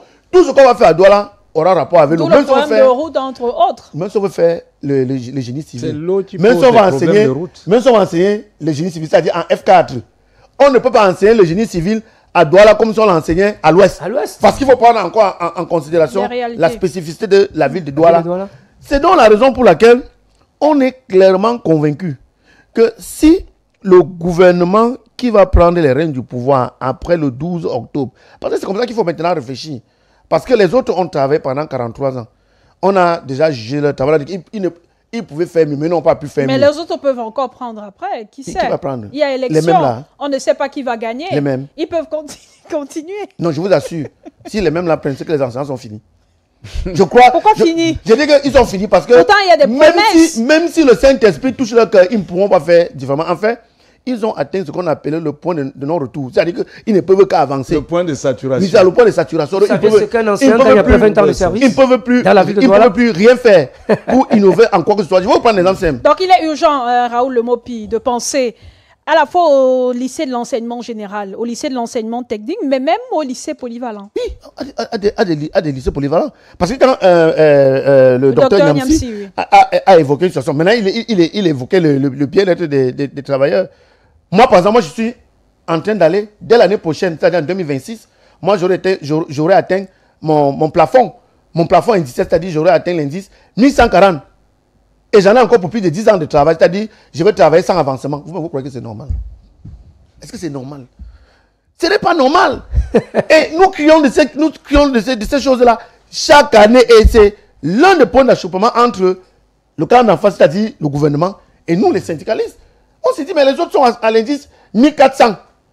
Pourquoi chez les enseignants, on s'arrête à 1140 quand on sait même Ils vont même jusqu'à 1600. Il y en a qui vont même qu'à 1600 quand on sait par exemple que vous savez que les enseignants commencent à travailler étant très jeunes. La moyenne aujourd'hui, pour parvenir à l'indice 1140 aux enseignements secondaires, c'est 44 à 46 ans. C'est-à-dire plus de la moitié des travailleurs ont atteint leur plafond. Vous avez encore 14 ans de service. Vous allez rester comme ça là. Les charges augmentent à la maison. Le salaire n'avance pas. Vous avez les problèmes de maladie. La posture debout qui crée la Et lorsque vous n'aviez pas une nomination, c'est encore très grave. Là-bas, alors, c'est la catastrophe. Non, mais je dis aussi que la nomination est dangereuse parce que la nomination focalise l'attention des prédateurs sur vous. Mais ça fait augmenter un peu le salaire, non, ça vous oblige à tremper. Mais le salaire augmente quand même. Collègues, quel salaire combien? 15 le profil de carrière voudrait que la satisfaction... On ne parle pas tous au même moment. Permettez, chers collègues, le profil de carrière dans notre corps de métier voudrait que la satisfaction psychosomatique se fasse lorsque l'État en place vous confère à certains postes de responsabilité pour pouvoir au moins ce que j'aurais appelé la flatterie de la profession. Moi, je pense qu'après avoir eu 22-23 ans de service, je suis appelé à être responsable et à transmettre ce que j'aurais appelé sur l'éthique et la déontologie du service public. Il ne faudrait pas qu'un enfant que j'ai eu à enseigner arrive, me trouve dans la fonction et est directement nommé pour le simple prétexte qu'on dise la nomination est discrétionnaire. Nous le voulons bien. C'est proviseur de 10 ans de service, c'est directeur de CR de 7 ans de service. Est-ce que c'est ce que le ces inspecteurs de 3 ans de service? Est-ce que le manifeste de la fonction publique dans notre corps de métier l'avait dit? Non. Nous passons mais ils peuvent être plus compétents que vous, qui sait? Est-ce que ce sont les années sur le terrain qui font automatiquement la nomination? Madame, je vais vous répondre. Nous avions la chance d'avoir fait ces concours sur le critère de la compétence. Et nous pensons avoir atteint ce qu'on appelle dans les salles de classe le critère didactique de l'enseignement dans la transmission, ce qu'on appelle la psychopédagogie. Alors, lorsque vous aviez enseigné pendant 15 à 20 ans, il n'y a pas de doute de croire que vous n'êtes pas appelé à devenir soit surveillant, soit censeur, soit professeur dans le lycée. Et quand vous ramène quelqu'un qui a 4 ans de service, être sorti le compte normal, il y a de cela 2 ans, et viennent être un proviseur de lycée, un directeur de CS, ne sachant même pas comment remplir les fiches d'évaluation de ses pairs. Autant de choses. Maintenant, c'est parmi des problèmes que les gens veulent greffer et pensent que ce n'est pas des vrais problèmes. Le vrai problème, c'est que le 8 septembre, tant que ce gouvernement ne parlera pas franc jeu avec le mouvement syndical du Cameroun, regroupant tous les enseignants, je pense qu'il est de bon ton que les enseignants puissent commettre une vraie lettre. Et que cette lettre-là, et qu'on ressente cela au plus profond du Cameroun, et qu'on comprenne que l'enseignant est ce qu'on aurait appelé l'homme qui est à l'étrier et qui forme pour le fer de lance de la nation. Je voudrais avoir votre avis, docteur Niamsi Poudi, sur les propos de Raoul Lemopi tout à l'heure. Il revenait sur un rapport de l'Institut national de la statistique qui faisait état d'une faible capacité entrepreneuriale des étudiants. On sait au niveau de l'enseignement supérieur que récemment, je crois au mois de février-mars, on a eu des docteurs PhD qui ont manifesté réclamant le travail, demandant le recrutement au ministère de la fonction publique, à l'État du Cameroun même, dénonçaient une discrimination dans le processus de recrutement. Est-ce que ces manifestations-là, ces sorties d'un collectif qu'on a baptisé collectif des docteurs PhD chômeurs du Cameroun, ces sorties peuvent être justifiées par justement cette faible capacité entrepreneuriale des étudiants camerounais, même des élèves aussi. Alors, les chers petits frères PhD, je vais répondre à les questions sur 2 grilles de lecture. La première grille. Bon, même s'ils ne manifestent plus. Non, permettez-moi, la première grille. Ils vont manifester. Ils vont toujours manifester. Leur leader a dit que le problème a été résolu. Non, ce n'est pas le leader qui parle. C'est les images qui crèvent les yeux, qui démontrent à suffisance si, dans ces universités-là, il y a du grain à moudre. Je vais parler en français facile. Chaque chef de département et chaque doyen doit dresser la liste des enseignants qui manquent. Il est inadmissible que les enseignants sont en villégiature dans les ministères et les délégations régionales des ministères et laissent leurs heures de cours dans les universités. Ils veulent transformer ces jeunes-là comme des contractuels, des vacataires. 1 an, 2 ans, 3 ans, 4 ans, vous faites cours au nom de quelqu'un. Il faut le décrire avec force. De 2, la loi de la fonction publique, que vous soyez contractuel, que vous soyez fonctionnaire décisionnaire, ne vous autorise pas à travailler au même moment dans 2 administrations. C'est-à-dire que si vous êtes docteur en agriculture et qu'au niveau du ministère, on vous a pris pour un projet, mais écrivez comme un bon citoyen et demandez que au niveau de l'université, on vous a employé 6 agents, mais quand on recrute quelqu'un, parce que vous êtes déjà dans un projet au ministère, ce n'est pas ce que certains de nos aînés font, ce n'est pas ce que certains de nos collègues font. Ils sont au ministère et ils sont à l'université. Et comme ils sont dans l'ancrage politique, beaucoup sont présidents de sous-sections, beaucoup sont les élites des villages, beaucoup sont les amis de ce que j'aurais appelé les hommes de Yaoundé, ça pose un problème. Regardez un tout petit peu ce que l'État vient de créer comme université au Cameroun. Vous avez Ebolova et Bertoua. Garoua aussi. Il faut des enseignants. J'arrive sur Garoua. Garoua n'a pas de problème. Garoua n'a pas de problème parce que de ce côté du Cameroun, on sait faire ce qu'on aurait appelé le recrutement pour faire rejaillir le sentiment d'appartenance territoriale. Allez à Maro, allez à Garoua. Les universités vont à bon train. Mais lorsque vous arrivez à Bertoua, à Gaoudéré, on recrute le frère qui est en France, qui revient regarder lorgner le salaire et s'en va. Pourtant, il y a la ressource humaine sur place au Cameroun qui aurait pu travailler dans ces conditions. Ça fait quoi? Ça bloque le recrutement. Parce que je vais vous dire, il est inadmissible que vous allez chercher vos enfants en Europe. Vous allez chercher vos enfants je ne sais où. Pourtant, la ressource humaine, elle est sur place. Elle demande à travailler. Mais lorsque les listes sortent, vous recrutez quelqu'un qui est quelque part très loin, où le billet d'avion coûte 750 000 et qui ne viendra jamais. Les docteurs Piaget en ont ras le bol d'être toujours des vacataires, d'être toujours ce que j'aurais appelé des décisionnaires payés à la solde dans les enveloppes. Ils veulent le recrutement et que ce recrutement soit effectif. Mais pourquoi attendre le recrutement lorsqu'on peut, après avoir obtenu son doctorat, monter un projet, peut-être monter un business? Ou alors la formation est faite de telle sorte que lorsqu'on obtient son diplôme, qu'on reste à la maison, on croise les bras et qu'on attende la réaction du gouvernement. Vous connaissez ce que c'est qu'une fuite en avant? Un enfant qui a fait géographie va monter un projet sur la climatologie. Non, c'est ce que je vais vous déposer comme question, sur la climatologie. Ça veut dire que la formation n'est pas adaptée. Non, la formation ne permet pas. La formation est même très bien adaptée. Il va monter un projet sur la climatologie. Il va parler sur le coefficient saisonnier des cultures au Cameroun et pour orienter certaines personnes. Mais est-ce que l'État va prendre en bonne et due forme ces recherches? Je vais vous prendre Mohamed Bello Moussa qui a écrit sur Boko Haram à l'Est sur Français Relations Internationales. Est-ce que le pays a pris à bras le corps sa thèse qu'il a écrite sur les guerres de Boko Haram dans le Nord? Qu'est-ce qu'on en a fait? Dans les tiroirs.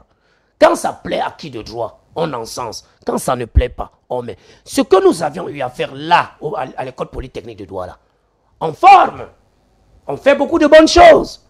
Mais lorsque vous formez l'enfant d'un fonctionnaire de rang à l'école supérieure polytechnique, cet enfant ressort avec un diplôme d'ingénieur de conception. Il faudrait bien qu'au bout de son projet, qu'il dépose à qui de droit dans un ministère ou dans un département ministériel ou dans une délégation régionale pour que le projet soit subventionné. Mais quand c'est les autres enfants, c'est mention spéciale. Vous voyez un tout petit peu. Est-ce que le projet sera subventionné en bonne et due forme? C'est la question qui reste posée. Allez à Bonanjo, à la délégation du Minader, du Minepia, du Minagri. Regardez autant de projets que les enfants ont sortis de Bullier, avec des terminaux dans l'agriculture, sortis de la FASA. Ils ont déposé l'école technique d'agriculture de Dibombari. Ces enfants sont sortis avec des projets en végétation animale. Donc, je ne sais pas en quoi. Donc en gros, c'est un problème de suivi, il n'y a pas d'accompagnement après. Il y a des suivis, il y a des accompagnements, mais certains de nos frères prennent les projets de nos jeunes frères, les transforment et les utilisent à bon escient en donnant les rendez-vous à ces enfants devant les bureaux tous les jours. Merci, Dr Mpoudi. Olivier Kenny veut réagir. 1 minute, puis on va passer à la dernière partie de l'émission. Je voudrais revenir sur l'intervention concernant les ordres d'enseignement, l'enseignement privé surtout. En 1 minute, nous avons parlé de l'enseignement privé ici, mais je voudrais dire qu'il y a plusieurs qualités d'enseignement privé. Je pense qu'il faut qu'on revoie même encore cette histoire d'enseignement privé. Il y a des bonnes écoles, mais 90% sont des écuries. Si nous regardons encore le côté d'enseignement technique, et vous voyez ce qu'ils prennent aux élèves. Il y a des enseignements techniques, il y a des collèges d'enseignement technique privé qui n'ont pas d'atelier. Mais ces écoles fonctionnent. C'est-à-dire qu'on ne doit pas transformer l'école en un lieu de commerce. C'est-à-dire un commerçant a son argent et il vient investir dans l'école. Aussi longtemps qu'on ne fait pas comme dans la santé. Parce que pour avoir une clinique, il faut que tu t'associes d'abord. Tu peux ne pas être médecin, mais tu dois t'associer au médecin. Il faut que l'ordre des médecins te permette de le faire. Il est vrai que le Camerounais, dans sa générosité, enfin, dans son génie de mal faire, ont trouvé d'autres moyens pour créer ce qu'ils appellent des centres de santé dans les quartiers pour continuer à tuer les gens. L'ordre des médecins combat cela depuis, ça ne marche pas. Parce que le système pense aussi que ça résout le problème de chômage. Et puis, on ne peut pas, en voulant résoudre le problème de chômage, apporter la mort aux citoyens. Donc, aussi longtemps que n'importe qui peut avoir un espace, il a de l'argent, il met les bâtiments, il met la peinture, il met les carreaux, et il met les bancs à l'intérieur, et il fixe une pension, les gens viennent s'asseoir. Du matin au soir, on vomit ce qu'on peut vomir, on ramasse qui on peut ramasser, et on paye les enseignants jusqu'au mois de mars, on ne paye plus. Parfois en février, on ne paye plus les enfants. Parfois en février, l'école est finie. Ce n'est pas l'école. C'est noté. Il nous reste 10 minutes pour sortir de l'émission. On est à quelques semaines de l'élection présidentielle. Le COREC multiplie les concertations avec les candidats à l'élection présidentielle. On a vu des responsables du collectif avec Serge Espoir Matomba, candidat du PURS, Bello Bouba Maïgari de l'UNDP, Joshua aussi également du SDF. Ces rencontres, bon, pour le docteur Poudi, il faut véritablement que les enseignants prennent position. Est-ce que ces rencontres-là visent effectivement à prendre position, à dire ouvertement qui vous soutenez ou simplement à donner votre coup de main à ces candidats-là pour la surveillance des votes le moment venu? En principe, tous les candidats aux élections présidentielles sont des citoyens camerounais. Et un citoyen camerounais épris de justice qui a l'amour de la patrie doit désirer voir l'école de qualité. Nous ne le rencontrons pas seulement pour parler des élections. Déjà, cette rencontre avait commencé même avant qu'on ne pense à l'élection. Et je peux dire que nous avons commencé avec l'État. Parce que ce qu'on a réussi à faire en mars, à partir du mois de mars avec eux, c'était pour éviter même qu'avant que l'élection présidentielle n'arrive, qu'il y ait encore des couacs. C'est-à-dire qu'il y a encore des problèmes entre l'école, la qualité d'école et puis ceux qui nous gouvernent. Mais ils ont continué dans leur mutisme et puis nous sommes arrivés là où on est arrivé. Parce que certaines personnes vont dire que c'est parce que l'élection présidentielle est arrivée que les enseignants sont en train de mettre la pression. Non, nous avons commencé ces concertations avant même qu'on ne parle de l'élection présidentielle. Et je peux dire que nous avons commencé avec les gouvernants. Nous avons rencontré d'autres leaders des partis politiques avant. D'ailleurs, Maurice Kamto, à l'époque, il était encore président du MRC. Et le temps évoluant, nous avons aussi décidé de participer aux élections présidentielles.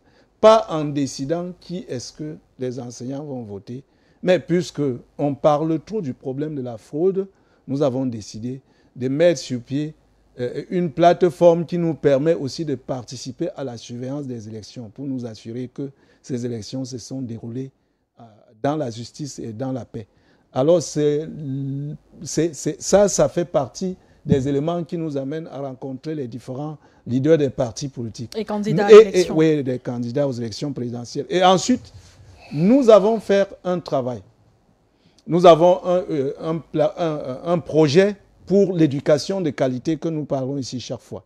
Et nous avons mis cela sous écrit, que nous proposons à tous les responsables au Cameroun, même les responsables des organisations, des ONG et autres, nous leur proposions en disant que, bon, nous, en tant qu'enseignants, nous avons observé les difficultés qu'on a pour avoir une école de qualité et pour pouvoir, pour le devenir d'une nation. C'est-à-dire pour avoir un bon devenir pour notre nation. Alors, nous avons mis sur pied cela. Donc, quand on leur rencontre, on leur propose aussi notre vision de l'école que nous pensons mieux pour le Cameroun en tant qu'acteur dans ces domaines, afin que ce secteur puisse accomplir les missions qui sont les siennes. Et votre vision pour l'école de demain, c'est laquelle? Qu'est-ce que vous attendez de ces candidats-là et du prochain président de la République? Ce que nous attendons du prochain président de la République et de ce candidat aussi, parce que peut-être que le nouveau président sortira. Nous attendons même que le RDPC aussi nous invite pour qu'on puisse leur présenter notre vision. Encore non, j'ai dit leur présenter notre vision. Ici, là, ce n'est plus le gouvernement, c'est le RDPC. Nous attendons qu'ils nous invitent pour que nous venions aussi leur présenter notre vision. Donc vous attendez l'invitation du candidat du RDPC? Nous attendons que le secrétaire général nous invite. En 31 ans, on n'a pas reçu les enseignants. Allez-y, Olivier Kenny, 1 minute pour sortir. Bon, ok. La vision que nous avons pour l'école, c'est l'école de qualité. L'école de qualité, c'est l'école qui forme vraiment pour qu'on soit utile pour la nation. Et une école de qualité ne peut pas se faire dans un cadre délabré, sans moyens, sans structure. Et que les acteurs ne sont pas motivés.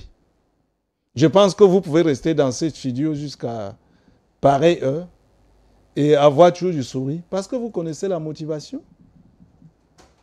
Donc c'est ce que vous voulez, c'est ce que vous attendez. Hein? Vous attendez des candidats. Oui, Raoul Mopi. Et en passant, sur quoi doivent travailler? En passant, nous avons beaucoup épilogué sur cela avec le gouvernement actuel. Et eux-mêmes, ils connaissent tout ce problème.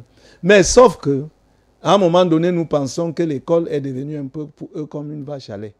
C'est sur quoi doivent travailler? Malheureusement, on n'a plus le temps. Oui, je sais. Laissez-moi atterrir. On n'a plus le temps. Comment est-ce que les candidats peuvent payer aussi cher pour les dossiers des examens officiels et à la fin, on ne paye pas les acteurs qui ont corrigé ces examens, qui ont participé à l'organisation de ces examens. Et comment est-ce que le fils peut taxer les frais d'examen officiels alors que c'est l'État qui devrait même financer? C'est noté. Les priorités des candidats, ça devrait être quoi, selon vous, hein, Raoul Mopi? Alors, il faut dire que le COREC, c'est une organisation de la société civile qui a aussi une démarche politique. Mais politique ici, non pas au sens politicien du terme. Parce que notre aspiration n'est pas d'accéder au pouvoir. Notre aspiration, c'est d'influencer les décisions qui seront prises à l'endroit du corps enseignant par les prochains leaders politiques qui auront en charge la gouvernance de l'école. Nous avons présenté à tous les leaders, comme il l'a bien dit, nous l'avons présenté au professeur Kamto. Il nous a convoqués à Oja. On a eu une séance de travail. Je peux quand même dire que l'innovation chez le professeur Kamto, c'est qu'il nous a aussi présenté sa vision de l'école, avec son modèle qu'il entendait maturer s'il était en capacité de gouverner. Mais là, il n'est pas candidat. Ça, c'est la particularité. Maintenant, nous avons rencontré le PUS. Il a dit, c'est vrai. Nous avons rencontré Bello Bouba Magari, le président de l'UNDP. Et aujourd'hui, nous sortons d'une séance de travail avec le ministre du Travail et de la Sécurité sociale. En fait, quel est l'idéal que nous recherchons?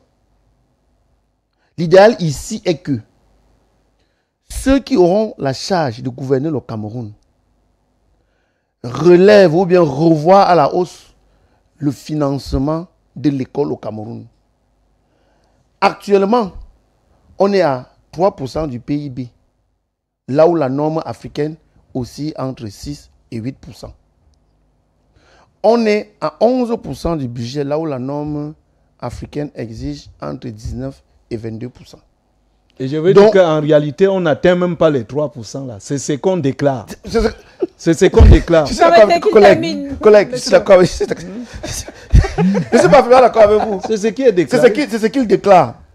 La deuxième des choses, nous voulons des garanties fermes des acteurs politiques sur le fait qu'une fois en capacité de gouverner, ils vont signer le décret d'application du statut spécial des enseignants. Nous voulons ces garanties. Ne pensez pas que quand on dit qu'on ne peut pas donner un mot d'ordre, la condition actuelle des enseignants leur impose déjà une manière de voter. Il ne faut pas qu'on vienne se cacher sur les plateaux. Vous pensez que je peux voter pour quelqu'un qui est la source de mes misères? C'est ça toute la question.